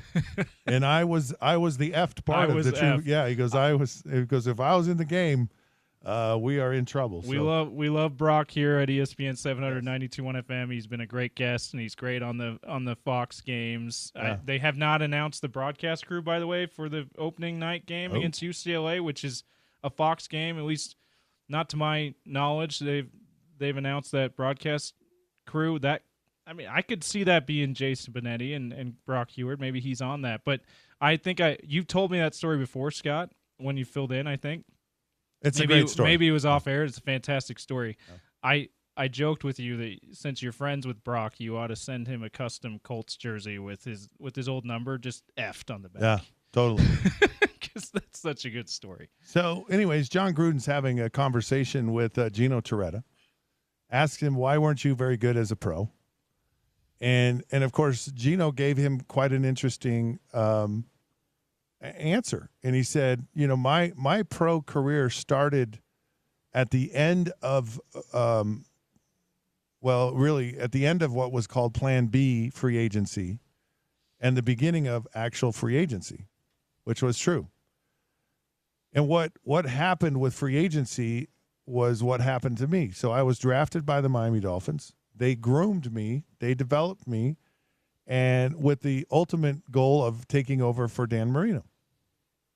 When, I don't know, but that's kind of how the NFL worked, because you weren't ever free. You were on a team till you died. Yeah, I mean, you think about Joe Montana to Steve Young. That was a number of years that Joe Montana was behind, or that Steve Young was behind Joe Montana. Yeah. And if there had been regular free agency at that time, there's no way that would have happened. So I benefited significantly from the fact that there was free agency, because I got to learn and develop, and the Dolphins didn't, and they were not happy about it. And so teams said, look, we're not going to take a quarterback and really invest a lot into a young guy, because, then they can go off and go somewhere else, and someone else gets the benefit of all of our things. So it kind of changed how quarterbacks got reps, how they developed players, and it was harder which is what Gino said. Now, bless his heart, Gino Torretta was a good college quarterback around amazing talent in a great system, but there's a different level of how the NFL game is played, and a lot of times college football, college quarterbacks do not translate. It's a little different now in that you're seeing elements of the spread offense. You're seeing that in the NFL, and a lot of it too is the rules have changed, and so it's protecting quarterbacks more, and in that spread offense, quarterbacks aren't very protected. So the rules have definitely allowed for young quarterbacks to have more success easily than in the past. And the game was very different, and it was very demanding and very complex, but still, you got to be able to make certain throws consistently, and it's not easy. It is not easy, but you see a guy like Joe Burrow come in, or you see a guy like Jaden Daniels come in and play and succeed, but then you see a whole bunch of other guys like a Tim Tebow, or you see Bryce Young, who's kind of, these are former Heisman Trophy winners that have kind of struggled. Kyler Murray is had some success. Baker Mayfield, Cam Newton, these are all former Heisman Trophy winners, but they've had relative success, but they're also a lot more recent, and a lot of it is because the rules have changed. You just don't, there was a time where it was really hard. Now, Vinny Testaverde, I think people thought was a bust, and Vinny Testaverde had a very long and successful career, and I love Vinny. I think Vinny Testaverde is one of the most talented quarterbacks to ever play. But he kind of got that, Heisman Trophy, first pick in the draft, goes to the Tampa Bay Buccaneers, and doesn't turn around the organization. So now he's kind of deemed a bust, but he wasn't. He played a long, long time and did very well. Yeah, he was one of those that certainly not anyone that you would say for sure a Hall of Famer, but still a really good career. You don't have to be a Hall of Famer to be a great career. I know you know that, Scott. Like I would say that a lot of people probably see you as the same way, although you didn't come in with the same expectations, but where you had a fantastic career, it just wasn't Hall of Fame worthy, but it was fantastic. I would say, come on, James. Right? And I woke up this morning thinking I was a Hall of Famer, and you just busted my bubble. No, but I would think I'm going to go home dejected. I probably won't sleep tonight. You're like, I'm done with the show now. My bad. Yeah. But I would think that seems to be people who watched the NFL during Vinny Testaverde's prime. that was the same kind of way people saw him. I don't know that that's fair to call him a bust because of that, because there's, as you've been talking about, so many other guys were way worse coming into the league as Heisman Trophy quarterbacks. I mean, you have Sam Bradford, who was at Oklahoma, who was great in college, and I really thought would be great in the NFL. Had a really challenging career with injuries, and there's so much that goes into your success or failure. A lot of it is you usually go into a team that's not very good, so it's a tough circumstance to be in to have success. You're also injuries, people around you, system. There's a lot that goes into the success or failure that a player has, and it's just, and a lot of things that are out of your control. I mean, and I experienced some of that in my career as well, but I saw the good side of it. I was in great systems. The Miami Dolphins system was amazing. It was just phenomenal. Early on in Detroit was really good, but then I went to Baltimore and so you just you have to get a lot of it, but there's also a part of it where there's just a level of competency, a level of ability that's different, and some guys just don't have it. They just don't. Akili Smith, an unbelievable athlete, strong arm, could throw the football, but could not throw the football in an NFL game, and that's a different time. It's a different way of doing it, and it's hard sometimes to really explain, what that is, because it's about processing information in a very short period of time, and then being able to deliver consistently and accurately with the information that you've processed. And that's the magic of all of it. And a lot of guys can't do it. And it has nothing to do with when you were drafted or your physical ability or athleticism or arm strength. It's about just your body being able, and your mind, to process information and then deliver on what you've processed. And it's hard to pick, like say, oh, that guy's got it and that guy doesn't. You learn it and you see it as a guy goes along. It's why there's, for every Hall of Fame quarterback that gets picked near the top of the draft or number one overall, there's a host of others who you're like, what happened to this guy?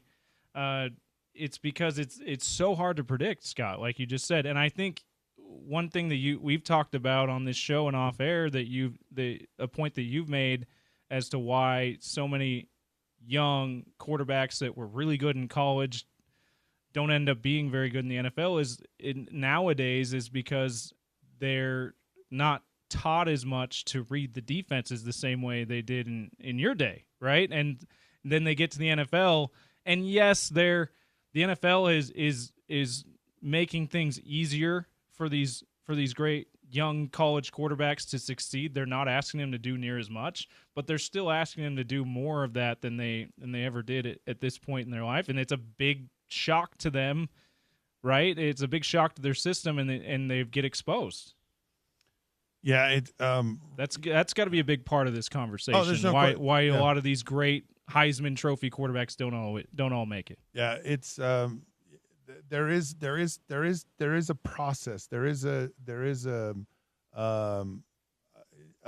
level of getting competence with the next level, and some guys just can't do it. They just don't see it. They don't feel it. They don't have it, and that's why you get a guy like Brock Purdy, who no one thought anything about, but he was a guy that really feels it and gets it and understands it and can do it. And it's it's a fascinating thing that happens with these players. And you look at a lot of guys, and like Ty Detmer played a long time in the NFL. And but a lot of why Ty Detmer played a long time is that Ty Detmer was introduced to the West Coast system.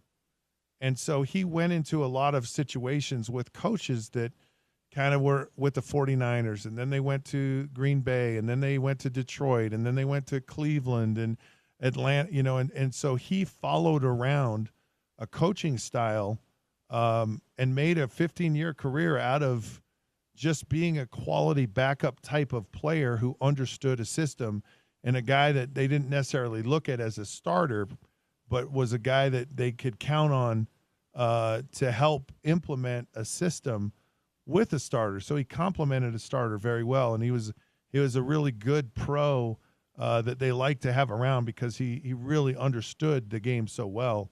But he just was very limited physically in what he could do. He's just a very slight guy, and very, very average arm strength, and so you run into situations like that as well. There are guys like Matt Leinart, who won a Heisman Trophy. Oh man, who I thought would be a tremendous pro. I thought it was no doubt. Yeah. The way that offense was in USC, the way he looked, and it was a pro style offense. The way he threw the ball, that felt like no doubt great NFL quarterback. I think he just liked looking at himself in the mirror too much, and it would probably be hard because Matt Leinart's a good looking guy. And he could easily get distracted by himself. Yeah, it's a thing that or maybe he's like, you know what? Maybe I don't want to stand in here and take this hit because I don't want to mess up the pretty face I got here. Some guys, there's the thing called a glass jaw. We used to run into guys where it's so fascinating to watch all this. You have your off season, so you have a mini camp or two. You have your summer school. You got guys working out, and they look like superstars in a pair of shorts, right? Because the most you have on is a helmet. Yeah. And, man, these guys look like, this guy's going to be so good. He's going to be unbelievable. That's the pro days every year, too, Scott. 1,000%. They're these draft picks. Oh, they look like a Hall of Famer in the pro day. In shorts. The minute they put pads on, the first day of training camp, this guy that was in shorts that was a superstar just disappears. Yeah. All of a sudden, it gets physical. It gets real. And some guys just cower in the corner, can't handle it. And then there were guys that just looked horrible, and they show up when they were football players. And get the physics. Tell them you get to hit somebody, and all of a sudden they're there. Yeah, I remember a guy named Eric Sievers, and Eric was a tight end, played in the NFL for a long time. He was with the Chargers. He was kind of the backup to Kellen Winslow with Dan Fouts, Eric Coryell. Was a really solid tight end. Went to New England, actually went to a Super Bowl, starting tight end for them when they went to Super Bowl in '85 against the Bears. And he talked about Tony Eason, and he said Tony Eason just lost his nerve. And I said, what do you mean? He goes, he just got where he got rattled when the pressure of a game, when the physicalness of the game happened, and he literally lost his nerve. And it was kind of like the show, Top Gun, when Maverick loses his nerve, he's like, and you can't be that way. And it was the first time I heard that. It was very early on in my career, but it was a fascinating thing to see when these, I know this isn't quite the Heisman Trophy conversation, but in some regards it is, that you kind of have to have that nerve. You have to have that fearlessness. You have to have that. You can't sit there and worry like, am I going to get hit? Am I going to get hurt? Because if that's on your mind, you've lost your nerve and you can't focus and you can't deliver and you can't play effectively. And it's a real thing. And it's clearly a psychological thing. Feels like it's akin to the yips. 1,000%. Yeah. It's not exactly the same as the yips, but it's like not that far away from it. It's you physically, the pressure of having to do something has a physical consequence, and it's very true. And so like you won't throw that pass that's in tight coverage.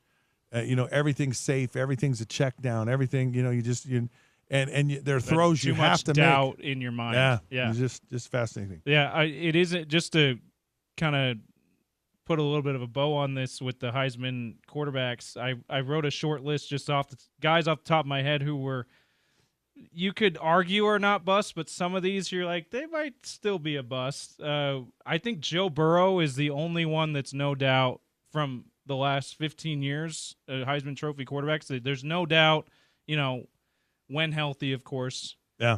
Because injuries have been an issue. Joe Burrow's a player. He's no doubt that Heisman, that exception, what we're talking about, Hall of Fame caliber when healthy, former Heisman Trophy winning quarterback. these other guys, the jury's still a little bit out. Jaden Daniels, of course, you mentioned, jury's out because he's only had 1 year. It was a fantastic year, but just 1 year. Kyler Murray, there's been times when he certainly looked like a bust, but then we talk about he's still there. He's still there. The quarterback. He signed the big deal. The team still likes him that drafted him. Baker Mayfield looked like a bust, but now he's had a bit of a renaissance in Tampa. Certainly not the caliber of quarterback that the Browns thought he would be, though. And then Cam Newton, borderline Hall of Fame guy, certainly an MVP. That's probably the next most recent guy besides Joe Burrow that you're like, that guy was definitely not a bust. So that It is interesting. Even recently, it seems like these former Heisman Trophy winning quarterbacks have been better, but even there's a short list of 5 that I just made off the top of my head. Only 2 of them you can say, and they're 15 years apart, you can say definitively we're not busts. Yeah, and like I mentioned this earlier, but a lot of these guys are benefiting from the change of the rules. Yeah. And it's more conducive and friendly to their style of play when they played in college, so that transition hasn't been so hard. All right, listen, Live Night Events presents the 2025 Granary Live Concert Series powered by Nightingale College in Murdoch Hyundai, Utah's #1 Hyundai dealer. Experience outdoor concerts in the heart of downtown Salt Lake City's Granary District. Find more details on ESPN700sports.com. We come back. We might have a short conversation on, is the Summer League a dud this year? I was so excited about it, but it's kind of turning into maybe a bit of a dud here on the Sean O'Connell Show on ESPN 700, 92.1 FM.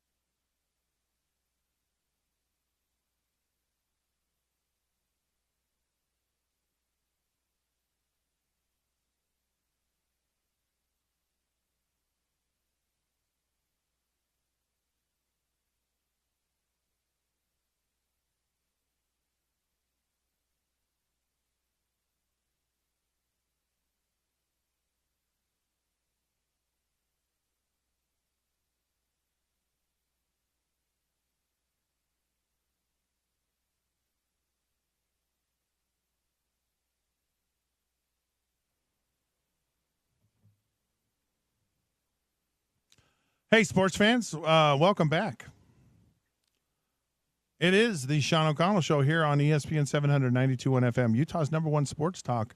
I'm Scott Mitchell, filling in for Mr. OC. So I'm here today, tomorrow, and Wednesday. So glad you could join us. Glad to be here. Glad to be a part of everything that's going on. Love to talk about sports. We've had just some fun conversations today about all kinds of intriguing things in the sports world.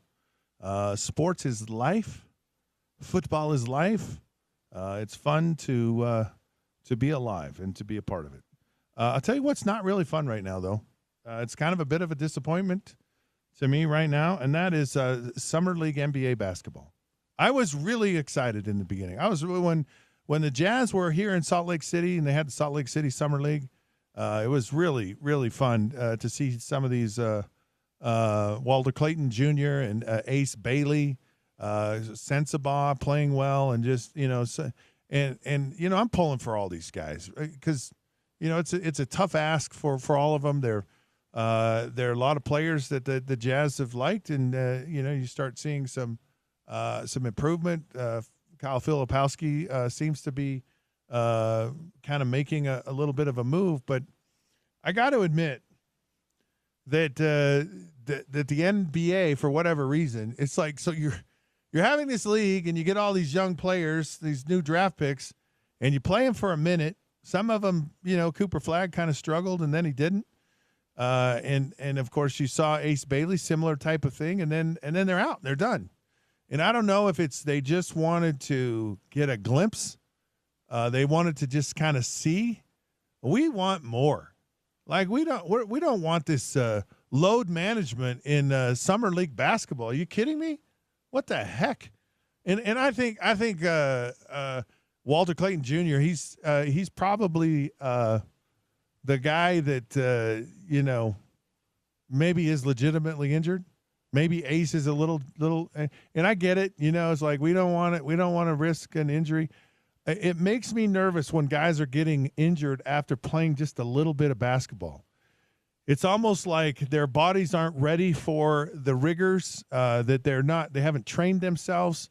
So often when I coached high school football, you have these players that they've been sitting in the air conditioning playing video games, and they go from zero, right? I mean, the hardest thing they've lifted all day is a soda pop and a bag of chips while they're playing their video games to 98 degrees and hot and sweaty and running around. You just wonder if a lot of these players are actually conditioned or up to speed on playing, because I'm sure when they get out there they want to do well. It's going to be at a faster pace than what they're used to, and so I guess the potential of an injury is a real thing. I don't know. All I know is I'm disappointed. I was invested in summer league basketball this year. I heard you say that to OC last week. What the freak? And I want to see. Look, if the team ain't tanking, then I want to see what product they're going to put on the court. And I haven't seen it. All I know, I guess I go back to Donovan Mitchell, and Donovan Mitchell just owned summer league his rookie year.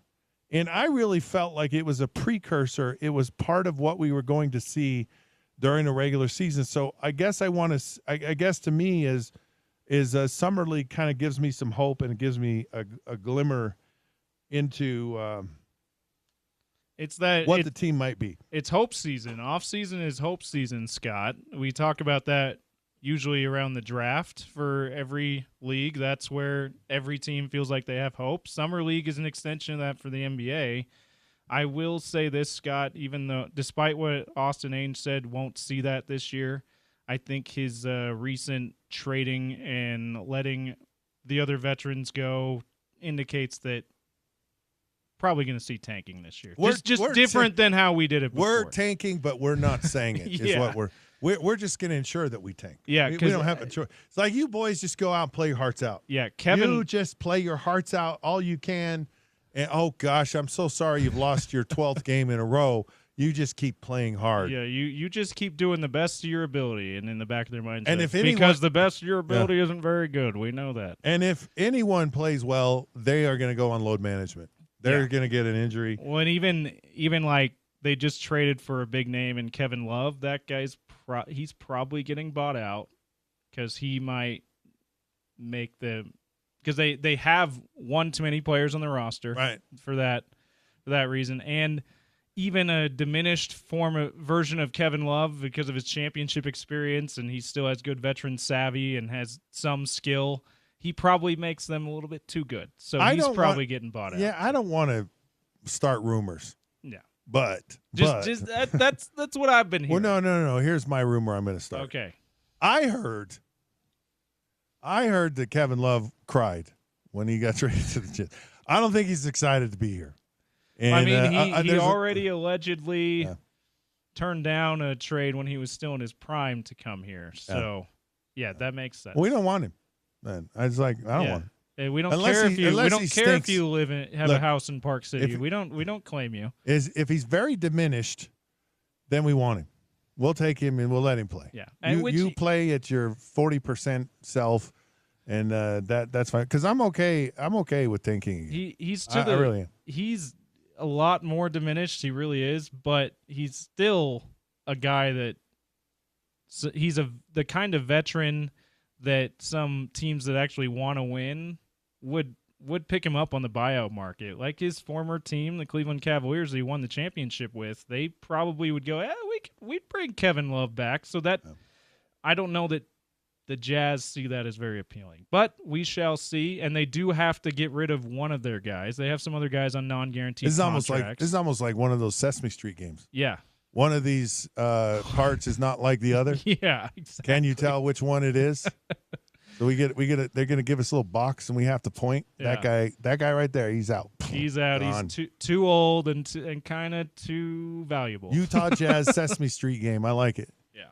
I like it. That might be a new segment maybe we do that the rest of the week with you, Scott. We'll see. Yeah, well, make it simple for me. Like I need those simple kids educational games. I mean, Sesame Street game by rule can't be complicated. Absolutely. Well, look, I grew up on Sesame Street, and one of my favorite Sesame Street. I was like Bert and Ernie, right? But I loved Oscar the Grouch. I don't know why. I just loved Oscar the Grouch. He was I think I had Sesame Street action figures at one point when I was a little kid, along with my Star Wars action figures. Yeah, that's awesome. And I was the only one in the neighborhood that had Princess Leia. Oh, because I guess it was weird. Like a boy couldn't have a female action figure. Yeah, those like you had to have. Hey, you just said I don't value any of those societal norms. I'm gonna get my Princess Leia. I didn't ever look. I just looked at Princess Leia as part of Star Wars. It wasn't absolutely. Why wouldn't you want her action figure? So I was a very popular figure in the neighborhood when it was time to play Star Wars, which we did often. It's amazing. So yeah, and in fact, my mom, I came home one day and she said, "No, you can't go to your friend's house to play." And I go, "Mom, you don't understand. I have Princess Leia. They can't play Star Wars without me." She says, "Oh my goodness, you better go then." And she actually let me go. The most valuable action figure, MVFA. Yeah. All right, let's take a break. We come back. Devin Dampier, I want to hear this one. This is from Big 12 Media Day. He is right around the corner here on the Sean O'Connell Show on ESPN 700 92.1 FM.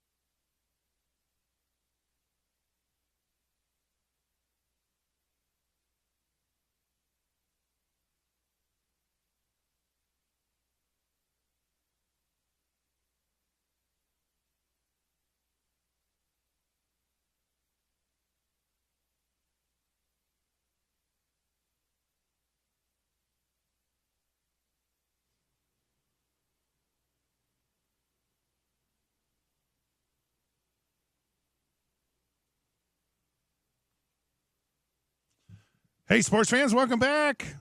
Sean O'Connell Show here on ESPN 792.1 FM. Of course, we're proud to be a part of Utah's ESPN radio network. I'm Scott Mitchell, filling in for Sean, who will be joining us, I believe, in a half an hour. He's on his way to PFL event. That's his other job. So happy to fill in for Sean. We're having a good show today. Great show today. A lot of fun. If you missed part of it, don't worry about it. You can just listen live on the ESPN700sports.com, also the ESPN 700 app. Your smart speaker, just tell it to play ESPN 700. We're on YouTube at ESPN 700 Sports Utah. Of course, you can get it on the podcast wherever you get your podcasts. The Sean O'Connell Show is brought to you by Big Willie's Sports Bar in Salt Lake. From craft food to craft cocktails, they are the sports bar. Check them out. All right. We've got a fun part of the show here. I'm excited for this part, actually. It is the part where we get to hear from Utah's new starting quarterback. Of course, the Big 12 voted him newcomer of the year, which is an interesting thing to vote someone before the season starts. But the folks are high on Devin Dampier. Here's what he had to say at Big 12 Media Days. University of Utah, Devin Dampier on the program. Home of the Utes. Devin, how are you, buddy? Man, I'm doing good. I'm happy to represent Utah. It's great to see. I'll tell you what.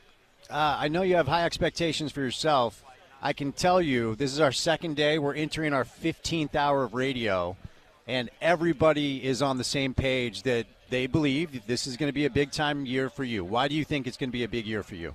I personally think it's going to be a big year just because, where I'm at. I chose the school for a reason, and, I feel like my main reasons, I got the best O-line in college football. You can do a lot of things when, you win the battle up front. And just to have a defense like we have, that's when you're able to work on the offense and the defensive side and, y'all are grinding together, that's the sign of a championship team. So I feel like that's very doable this year, and, I'm excited for it.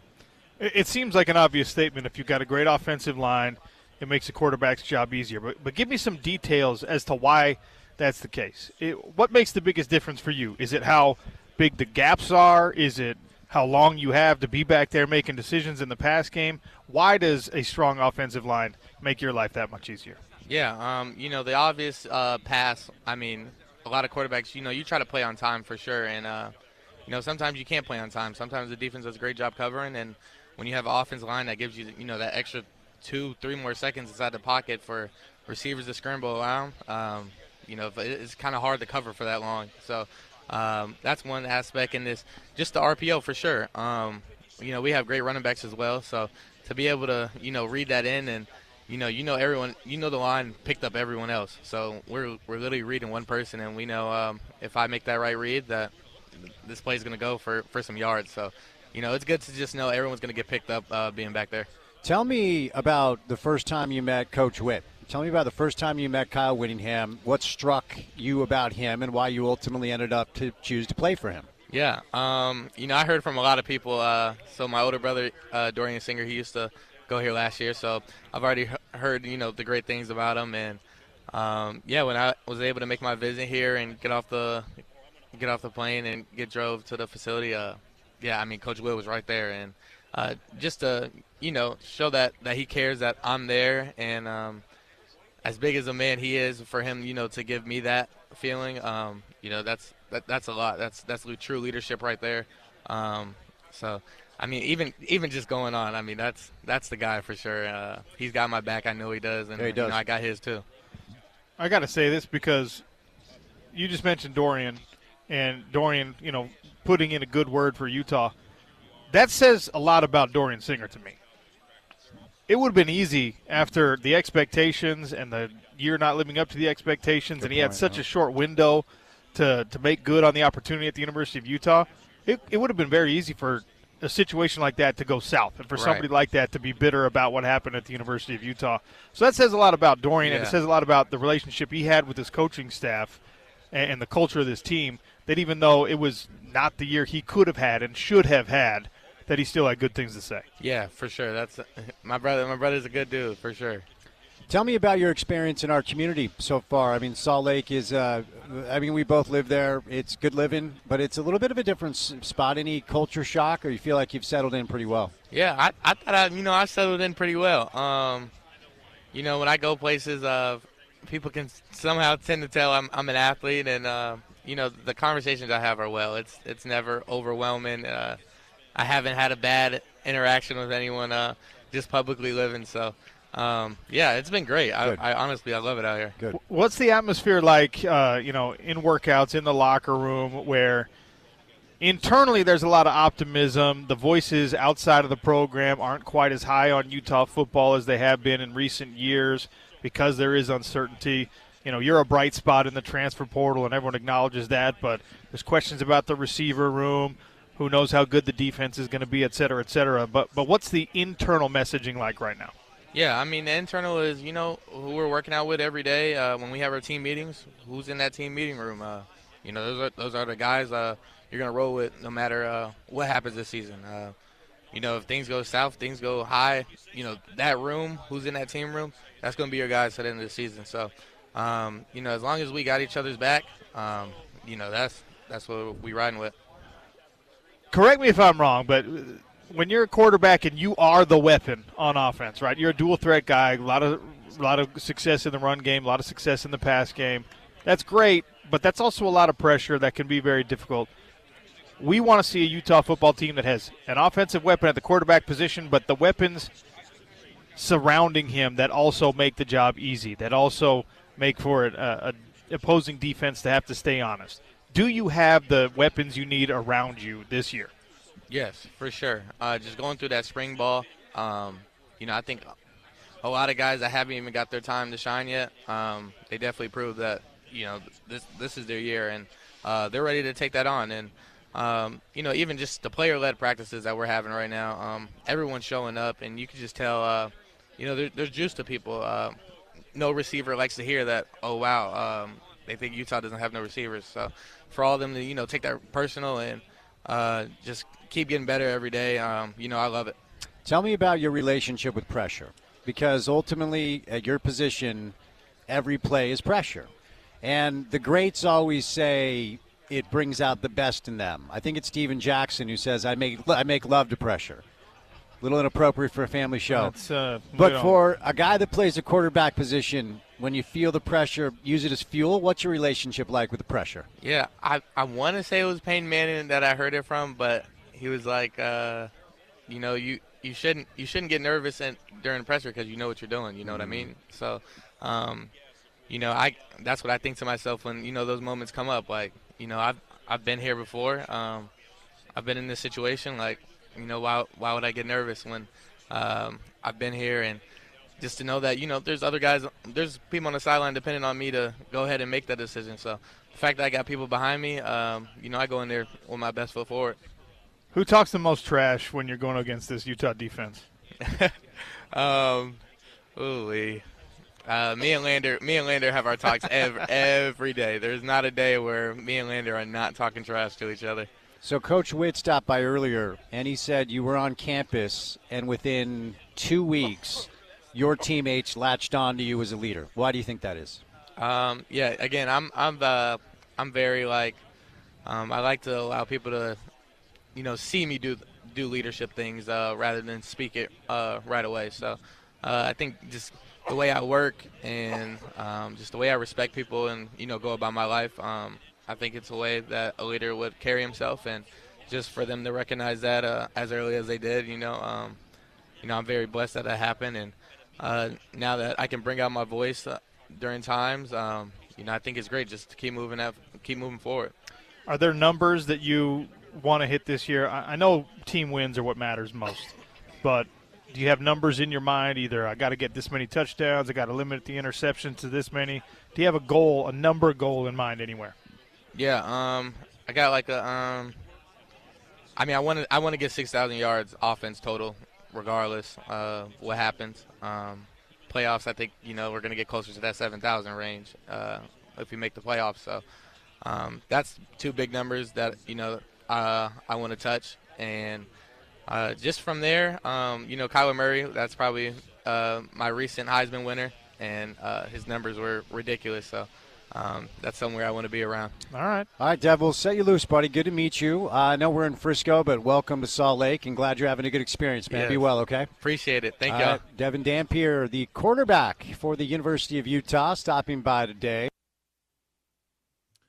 All right, there you have it. Devin Dampier talks to the boys down in Dallas at the Big 12 Media Days. And, I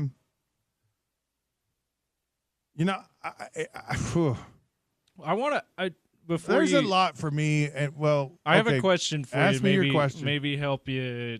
I don't need help. Get but the go ahead. direction you want to go in. I know here. where I want to go. Oh, but okay. Go ahead. The question that Spence had about pressure, I thought was really interesting. What's your relationship to pressure? Yeah. What's your view on that as a quarterback? Devin paraphrased what Peyton Manning had said. He thinks what Peyton Manning had said at one time about you shouldn't be nervous when you get into pressure because you should be prepared, basically. What's your view on pressure for quarterbacks performing under pressure and what you'd like to see from Devin in that regard? I think the whole idea of pressure is a little overblown in the sense that it's always there. Like if you're an athlete who's been in any level of competition, it's just there. If you're a person performing, we have pressure on the radio every day. You have pressure in your job. You have pressure in your relationship. We all deal with pressure. And I think pressure is actually a thing called stress. And stress is actually not a bad thing. Stress is actually what helps us to accomplish things. It's because our body naturally deals with stress in a way that says, okay, I'm either going to fight this situation or I'm going to flight it.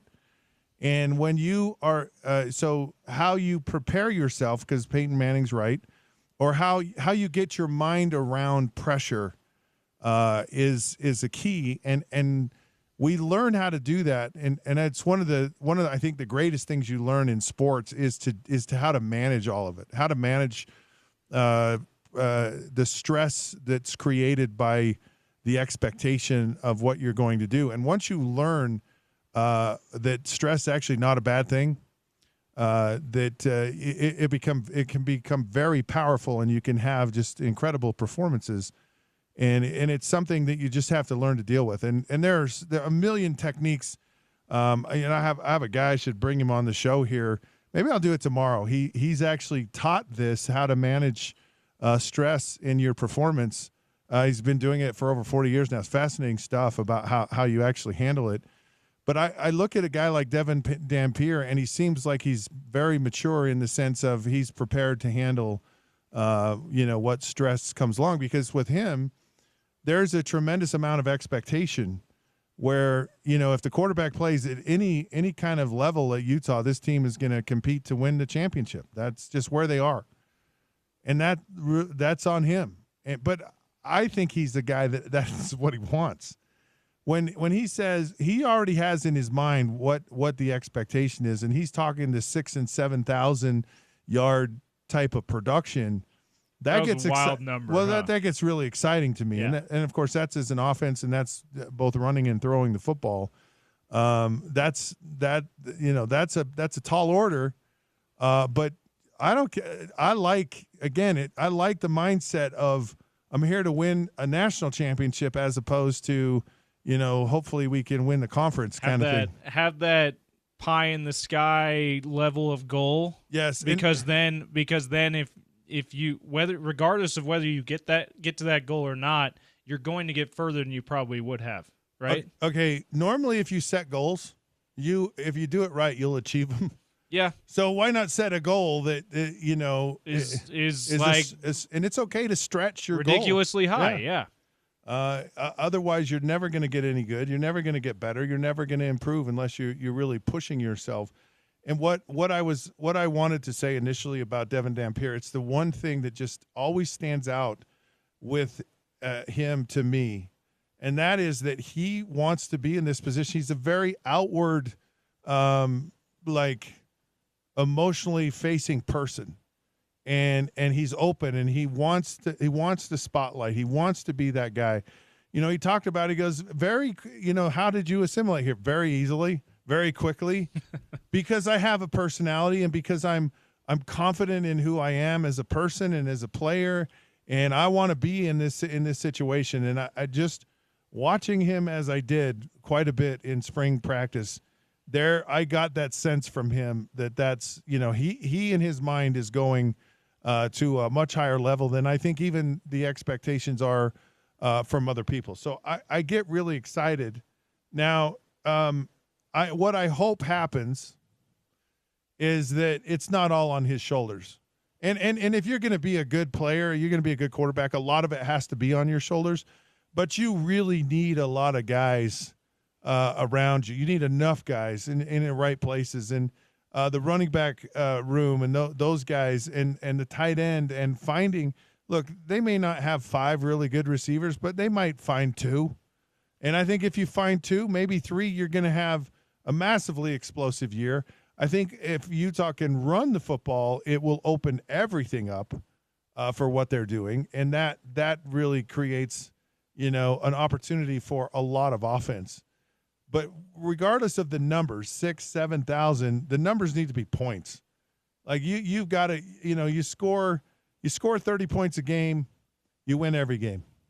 I believe this is a team good enough that if you can score 30 points a game, you'll win every game on your schedule. I think if you score 24 points, you'll win 8 to 10 games, maybe 10. Scott, last year's 5-win team, if they scored 30 points a game, they would have had 1 or 2 losses. So that's a great number. They might have been undefeated, 1 loss or undefeated. Yeah, I don't. And you don't know the Colorado. You don't know the Colorado score. That's true. The Colorado if they game. score, yeah, like it just changed. The Colorado game was the only one that they gave up more than 30 points to the opponent, and it just got away from them late. So, but again. To me, the value and the most critical thing is red zone efficiency for this team and for Devin Dampier. And if he can do that, it could be a lot of fun. Okie dokie.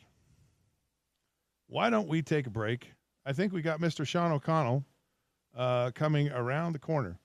Sports Center will be live at Dumke Family Stadium for the Athletes Unlimited Softball League Salt Lake Tournament Thursday, July 17th, which is just in a couple of days. Utah's ESPN Radio Network will be live at the stadium from 7 a.m. to 6 p.m., and that includes the Sean O'Connell Show here from 11 to 2, and, of course, my show, The Down and Dirty, from 10 to 11. Join us for a chance to be on SportsCenter, and we'll be giving away official ESPN T-shirts and tickets to Athletes Unlimited Softball games. So show up on Thursday anytime from 7 to 6. Heck, be there all day. Make a day out of it. You can become famous. You can get on ESPN's Sports Center. So right around the corner, the namesake of this show, Sean O'Connell, hopefully will be joining us to I got a fun game for Sean to play with this. We're going to talk a little bit about Utah's football schedule and some other things when we return here on the Sean O'Connell Show, ESPN 792 FM.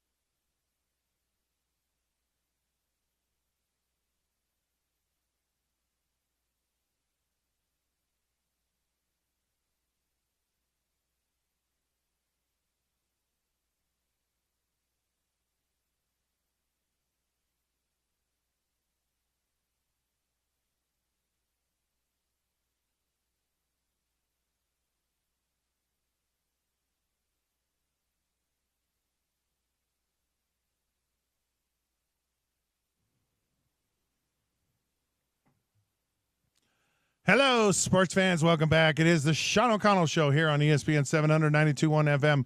I am not Sean O'Connell. I play him in a movie. But I did stay at a Holiday Inn Express last night, so it does make me smarter and makes me more qualified to do the show. I'm Scott Mitchell filling in for Sean today, tomorrow, and Wednesday. But we do have Sean on the phone with us right now, which is kind of neat and weird all at the same time. Sean, welcome to your show. How you doing?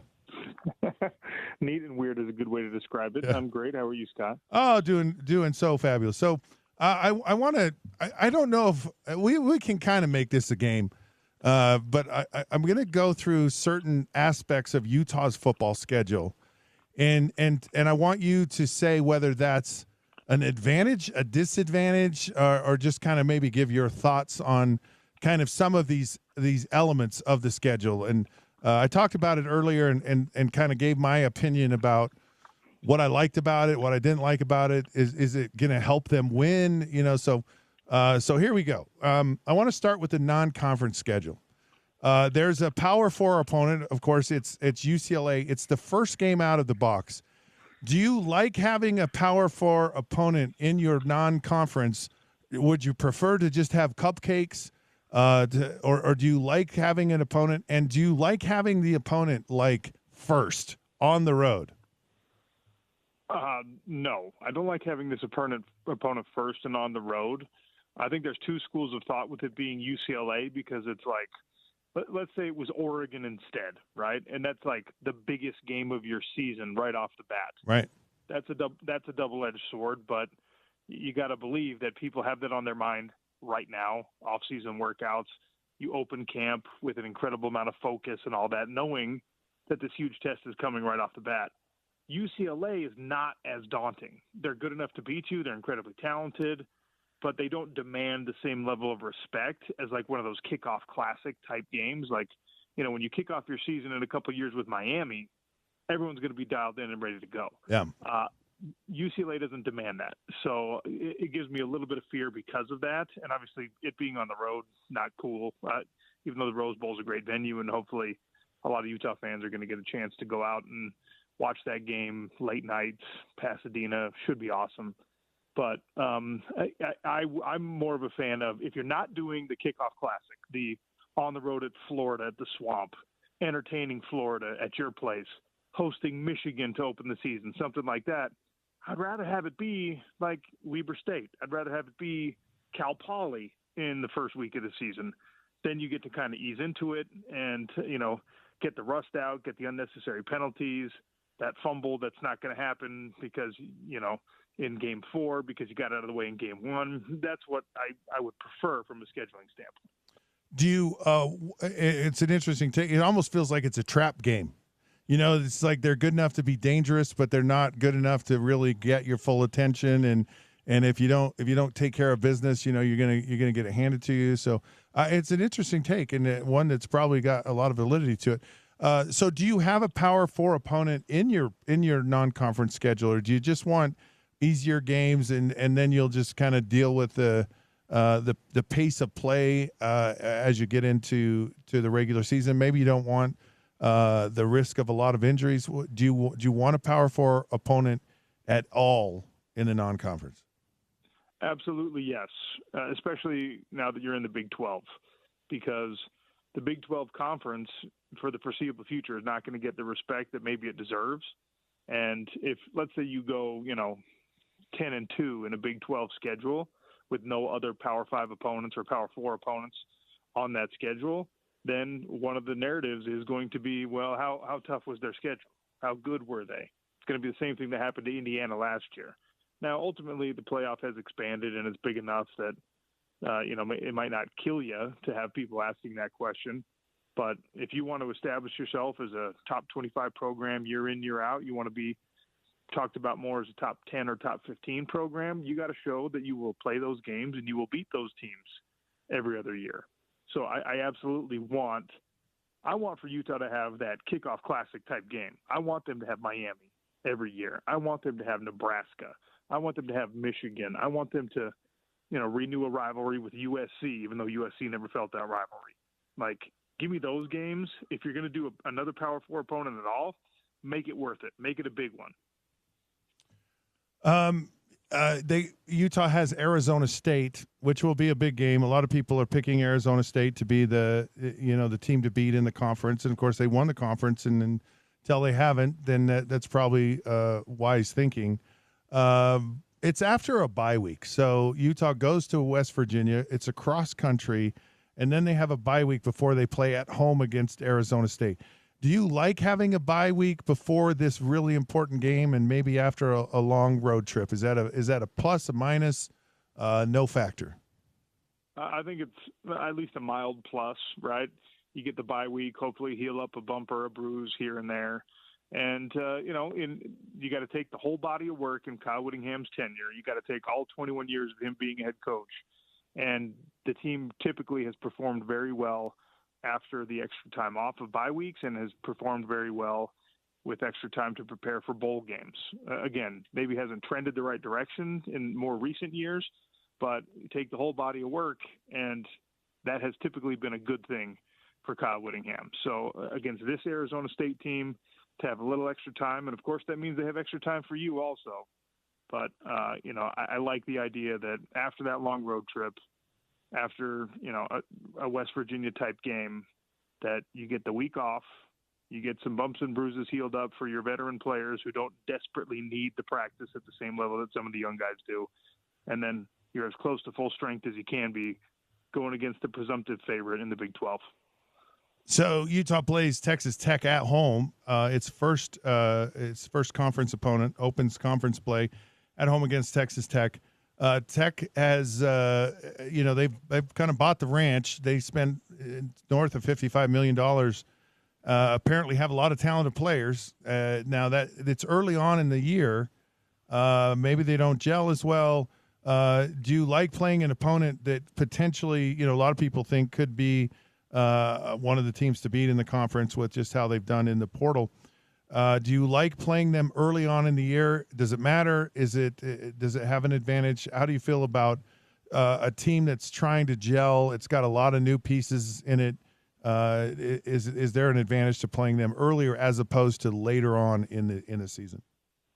Well, you know a lot more about this than I do. Having played on teams even in the NFL level that probably had this scheduling thing happen where you don't always hit your stride right away when it's a new group of guys coming together, maybe free agency, trades, whatever, alter your roster a little bit. And free agency in this case at the college level has made Texas Tech now one of the most talented, probably the most talented on paper roster in the Big 12 conference.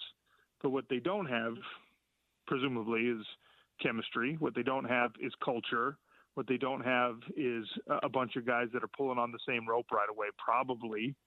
And so I'd rather have that team early in my schedule than later on when all those athletes have kind of started to figure out how to work together, and then they become more dangerous, at least in my mind. Of course, there's the flip side of that coin too, that there's too many divas in the room after a couple losses in the season they didn't expect. Maybe later in the year they're starting to fall apart and it's starting to crack a little, but I think that this works out nicely for Utah to have them as early in the Big 12 slate as you can get. And I'm also not buying into the whole Texas Tech hype the same way a lot of people are. Look back at I know they're not as talented on paper in the last 2 decades, but the last 2 decades, their best season has been like 9-3. I mean, this is a team that is perennially 7-5, 8-4, even in good years. I just don't believe that buying all that talent is going to elevate them the way that they hope it does. Yeah, I look at this schedule and I bring these points up because with the kind of the talent level being spread out across the conference and it's anyone's game, it's kind of finding these, scheduling a team at the right time, catching them at the right moment, getting a team, whether it's through the bye week or through, this Texas Tech team. I just think those are those little things. I don't know how much we talk about it. I think they have a cumulative effect over the season because you're going to need some breaks. You're going to need some luck. You're going to need some help with your schedule. And I think these are some of the things that I think work in Utah's favor. Now, one of these things, they've got 2 road games later on in the year. Baylor, who a lot of people like, Sawyer Robinson is, and has kind of come on and played well for him second half of the season. Dave Aranda kind of came back from the dead. It looked like he was kind of toast at Baylor and really turned the season around for them last year. And then you have Kansas, which is the last game of the year. Are both of these games winnable? Where do you see Utah playing? Because they kind of seem like maybe there might be some of the more tougher road games that Utah's gonna play this year. Yeah, every game in this conference is winnable for Utah, and every game in this conference you can lose, and that's just the unnecessary evil of the Big 12 in 2025. I mean, even West Virginia and UCF and Cincinnati and these teams and Oklahoma State, these teams that people think like, oh, they're not gonna have much this year. Those teams can beat you because they're still Power 4 teams, and we saw Utah get beat by teams that should not have beat them last year. And I guess, Utah pulled out probably a win or two that other people, when they look at the full body of work and they look at the whole record, they're like, man, how did Utah do that? But Baylor scares me more than Texas Tech does. That game on the road is not super ideal, but could be a fun road trip for a lot of Utah fans. So hopefully people make it. Kansas doesn't scare me. They never will. I know what they did to BYU last year as a highly ranked team, but they just rely too much on one guy. And especially late in the season, that quarterback is more than likely going to have felt the wear and tear on his body at that point. So Kansas doesn't scare me, but Baylor does. So you mentioned, lastly on the schedule part of this conversation, Utah plays BYU. Of course, it's official. Jake Retzlaff is out. He's de-enrolled or unenrolled, I guess, at BYU, and still kind of it's up in the air where he ends up. What kind of impact does that have that Utah is going to play in Provo? Game's kind of in the middle of the season, so the new quarterbacks are going to have some experience. But what kind of impact does him being gone have on the Utah game in Provo this year? I don't think it matters a lick by the time those two teams play one another. I mean, especially if we're talking about specifically this matchup. Jake Retzlaff gave them one drive last year that really you would want from a starting quarterback. One. And McKay Hillstead is very capable of that. What beat Utah last year was what some people say controversial officiating, that letting the wind out of Utah's sails. Can't let that happen on a final drive, and that's the drive I'm talking about for Jake Retzlaff. But it was the defense. It was the fact that BYU is a really solid defensive team that schemes incredibly well, and Jay Hill and all those guys know exactly what they're doing. If BYU is good again this year, and I think they're going to be good. I don't know if they're going to be great, but I think they're going to be good. They're going to be good for the same reason they were last year, because their defense is opportunistic, creates turnovers, causes problems, gives short fields. They get a little bit lucky, ball bounces their way. BYU losing Jake Retzlaff is not on like the football field going to determine how their season goes. I know that Utah fans want for that to be some massive loss and some like thing that cripples this BYU football team. It just doesn't. He was the 11th best quarterback in the Big 12 last year. Jake Retzlaff was, from a QBR standpoint, 11th best. McKay Hillstead can be that. Or Trayson Bourget can be that, or Bear Bachmeier, or whoever ends up getting the start can be at least that good. Their run game is probably going to be just as good. Their defense might be even better than it was last year. That's what makes BYU dangerous. Their quarterback situation just has to be a net neutral, and BYU can be as good as they were last year.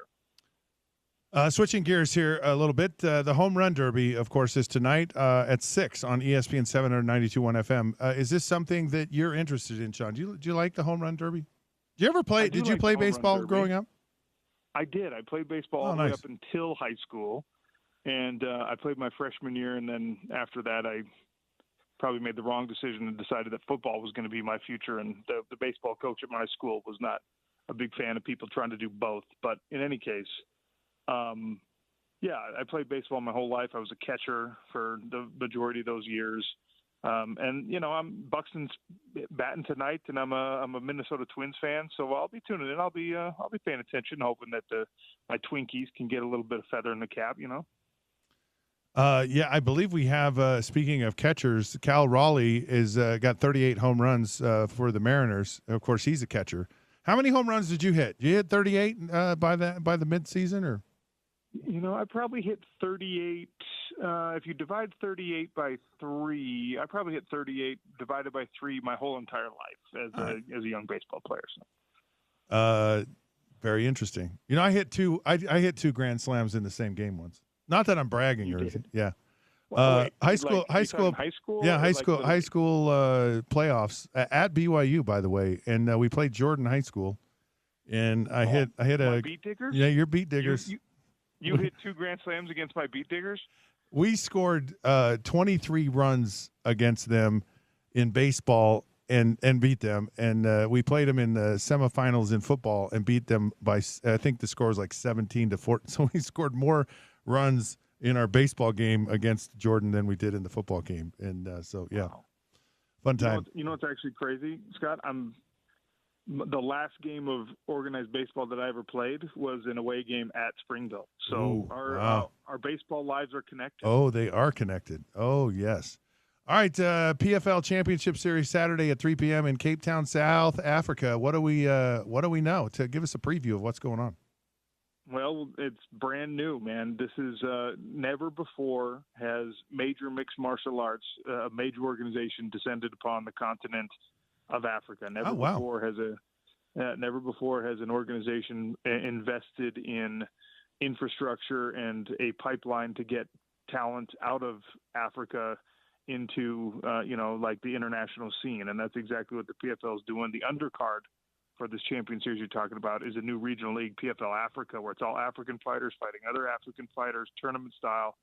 Winner of those tournaments will get invited to the PFL Global competition, and we're capping that card off with Johnny Eblin and Costello Vancinas for a middleweight championship fight. Dakota Ditcheva, who's probably one of the brightest young stars in mixed martial arts, regardless of organizations. He's probably the most important talent we have in the PFL because, we're always chasing what the UFC's got. Dakota Ditcheva can beat anybody in the world. She's 26 years old. She's a monster. And she's got a tough opponent in front of her. So those are the main event and the co-main event. Johnny Eblin's still undefeated and just an absolute killer. Dakota Ditcheva still undefeated, still an absolute killer. And 2 challengers that are looking to derail the hype trains, which always provides a lot of motivation. So it's on ESPN Plus. It's middle of the day. And hopefully you find some time to catch it live. If you don't, you can always watch it back on the ESPN Plus app. And I'll be down there calling those fights in one of my favorite cities on the planet. Very, very excited. Sounds compelling and groundbreaking, too. So that's awesome. Glad to hear all that stuff. All right, thanks for your time, Sean. You go do your thing, and appreciate you tuning in and your thoughts. It's great stuff. Yeah, appreciate you, Scott, for holding it down, and we'll be back soon. All right, sounds good. There you have it, folks. The namesake of this show, Sean O'Connell, was kind enough to spend some time with us and give us his thoughts on some of the things happening, of course, with the schedules. Great insight to what he had to say. Utah County listeners, can you help children at the road homes start school in style? I'm asking you. Stop by the Advocates in American Fork. Pick up an apple from the tree, and you can supply clothing and backpacks for a child at the road home. Every child deserves an advocate. Stop by today. See ESPN700sports.com for more details. Got the end of the show coming up here in just a minute. I think we're going to get a little time with none other than Reverend Spence Checketts. Of course, he's with The Drive with Spence Checketts. That's going to happen just in a short time after I'm done today. So look forward to chatting with Spence a little bit here on the Sean O'Connell Show on the ESPN 792.1 FM.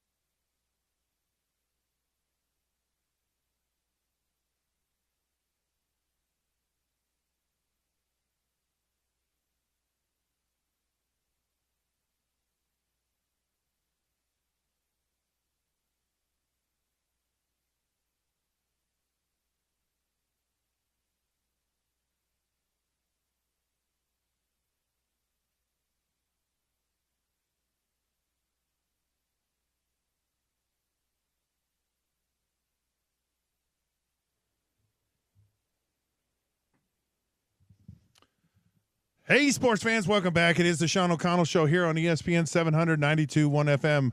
Sean is out. I'm in. This is Scott Mitchell. Of course, I'm filling in for Sean today, tomorrow, and Wednesday. He is. We just had a conversation with him. He's off to Cape Town, South Africa. First time ever that the PFL has been on the continent of Africa. So it's kind of a monumental experience for Sean. Sounds really cool. So he'll be gone, and I'm here. And we've had a great show today. A lot of fun. Lots of great stuff to talk about, of course. We have with us now, do a little crosstalk, is none other than Father Spence. Of course, Spence Checketts. He's the host of The Drive with Spence Checketts, which will air here in just a few minutes. I wanted to talk to you, Spence, a little bit because I was kind of getting excited about Summer League basketball. It was very enjoyable to watch what happened in Salt Lake. And of course you want to see the rookies, right? And we haven't. They kind of shut them down a little bit. What am I to think of summer basketball? I know Cooper Flagg. They kind of, a lot of these names, Dylan Harper, a lot of the players. They you saw glimpses. VJ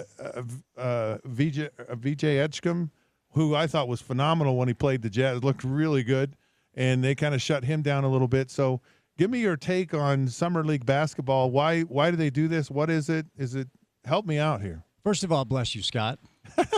Blessings upon you, James. It's good to be here after my weekend experience of officiating a wedding. And you, too, can become a minister for the low cost of $79.95. Dude, it takes 2 minutes. Wow. You look up minister. I think it's the Universal Life Church. Okay. I was thinking when I went through the process, I was going to have to be interviewed or something, right, yeah. or I was going to have to fill out. You have to tell them your name and make sure that you have $80. Wow. And boom, you're a minister. Anyway, over to Summer League basketball. It's hard to tell what's real because of several different layers, okay? It's not just that the players are young. It's not just that the rookies are new at this. There are a lot of older players that are fighting hard to get back into the league. They get this opportunity to play Summer League, and they're fighting tooth and nail to get back into pro basketball. And that sort of effort and intensity oftentimes leads to sloppy play. But the other thing is they're young coaches and they're young referees. Everybody involved in Summer League is showcasing their talent to try to get to the show. The refs want to be hired by the league. The coaches want to make sure that their head coach is actually, on board with the way they're handling it. And then the play itself, for our listeners, think about your job right now. If you lost it, and then you had an opportunity to enter like a Hunger Games scenario to get it back, you would fight tooth and nail to get it back, and maybe oftentimes that over-the-top effort intensity leads to sloppy play. So it's always hard to know what's real and what's not. And I always talk about this anecdotally. I was a PR intern for the Jazz in '97, and the Summer League that year featured two centers. One was Greg Ostertag, who the Jazz had drafted out of Kansas, and the other was Tim Duncan, who the Spurs had drafted out of Wake Forest. And, Scott, I'm telling you, Ostertag played him head-to-head and sometimes outplayed him. Yeah, wow. And obviously we know how those two careers went on. I could give you, I could give you so many anecdotes about players that were awesome in Summer League that never did anything in the NBA, or players that were just average in Summer League, like a Tim Duncan, who was one of the top 10 players of all time. So from a Jazz fan standpoint, what you're looking for are the veterans to actually dominate. Guys that have 1 or 2 years of experience under their belt. So the Filipowskis, the Cody Williams, the Bryce Sensabas, and the good news is those players have looked good. But to the point that you kind of intertwined in your question, what's bugging me, and what will continue to bug me about NBA basketball, is that this load management stuff is now spilled into Summer League. Yeah. It's like we don't get meaningful basketball until the spring, and it makes it really hard to watch for a lot of fans throughout the course of the regular season. And a lot of people are critical of NBA media and how they cover the league. Like, you don't watch games. I watch games. Okay, I watch games all through the year because I love the league and I love the game. But there's a much different tone and tenor when the games actually matter, as opposed to regular season or Summer League basketball. Because as you referenced, the Jazz have shown we didn't see Walt or Ace last night. We might see Ace tonight, but probably not. Cooper Flagg has been shut down after a couple games. And so you're left to watch like these European guys that are coming over after playing in Europe for a while, trying to grab a job, which is somewhat underwhelming. How is there an age limit? Like it's good question. I don't think there is. There like or years of experience, or so it can be kind of for anyone? You know, I'll ask Smitty today. I don't think there is an age limit. I really think there are. Now, you know, I would imagine certain players that are 27, 28, 29 don't want to toil in summer league. Yeah. Because at that point, the tape is out. When you're 27, 28, 29, scouts know who you are. Coaches know. They don't need to watch you in summer league. Right. You know, the veterans that usually come back are 23, 24, who maybe played in the league for a year or two and then had to go overseas and then get a training camp invite, a summer league invite, and you have to showcase what you are at that point in your career. But, you know, mid-late 20s, there's probably enough info out there on who you are. So, Spence and Scott, to your question, Scott, the first Vegas Summer League I went to was when Phil Jackson took over the Knicks and he hired Derek Fisher. Mm-hmm. And to help Derek Fisher coach to get some experience coaching the triangle offense or whatever, and to help Fisher along, Shannon Brown, this was 2014, okay. and he was already like 7-8 years in the league, yeah. played Summer League. So I don't know if he had to get a special exemption or something, but that signaled to me that, hey, anyone can play Summer League, I guess. Yeah, I'm quite sure there's no age. I honestly don't know. My guess would be there is no age limit, you know, because if you're a general manager or front office personnel, you want to find guys that can help you win. And if that guy's 32 and he's been in Spain for 4 years, you know, bring him over and dust him off. But it is really hard to understand what's real and what isn't in Summer League basketball because, again, every level of your Summer League staff, from executives to PR staff to coaches, and then on the floor, referees, everybody is auditioning to try to get a job in the NBA. So there's a little Hunger Games feel, and it leads to a lot of chaos.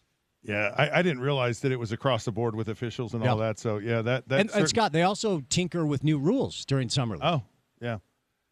I would imagine that there's probably some benefit for teams, you know, like if there's someone you're trying to develop or there's something you're trying to look at, I can see some value in it. Sure. Just trying to understand what all of it is. I was just hoping to get a better glimpse or more because Ace Bailey to me is like, you know, is he or isn't he? You know, what's he? You know, when is he or if he is or you know, is he get? You know, so. Just didn't seem like I saw enough, but maybe they did. Maybe the things they look for, and you know, maybe they were pleased with how he played and what happened. So it was all good. What do you got on the show today? So we're going to do a little something different on the show. Last week we lost Frank Layden. I joined you on the road when I was in Orange County for the wedding, and I was bummed bummed for a lot of reasons, but the timing of it didn't allow me to be on air the next day. Yeah. Nor did it allow me to attend his service, which just gutted me, but I was officiating a wedding, Father Spence, no big deal. So today we're kind of blown out the rundown, and we're really going to do a show about Frank. So Smitty's going to join me live in the studio starting at 2:30, and then we have Phil Johnson, we have Scott Layden, we have my father, then we have Ron McBride joining us as well. So we have a lot of... it's going to be a great show. Yeah, a lot of Frank's friends. I mean, Phil was his assistant coach before he coached with Jerry. Obviously, Smitty is as close to the Laydens as anybody. Yeah. My father worked with him for years. Scott is his son. Yeah. And then Ron actually reached out to ask if he could join too. Oh, that's awesome. So we're going to extend the show a little bit. He's going to join us live at 5. He's doing a football camp in Hawaii. But today's show is about Frank. That's awesome. Definitely want to tune in. All right, appreciate it. You know, there you have it, folks. The Sean O'Connell Show is done. My work here is done for the day. I'll be back tomorrow. Thank you for tuning in. Thanks for the chat we had with Spence Checketts here. Of course, the Drive with Spence Checketts is coming up right now. So thanks for your attention today. This has been the Sean O'Connell Show here on ESPN 700, 92.1 FM. The Drive with Spence Checketts is next. Until then.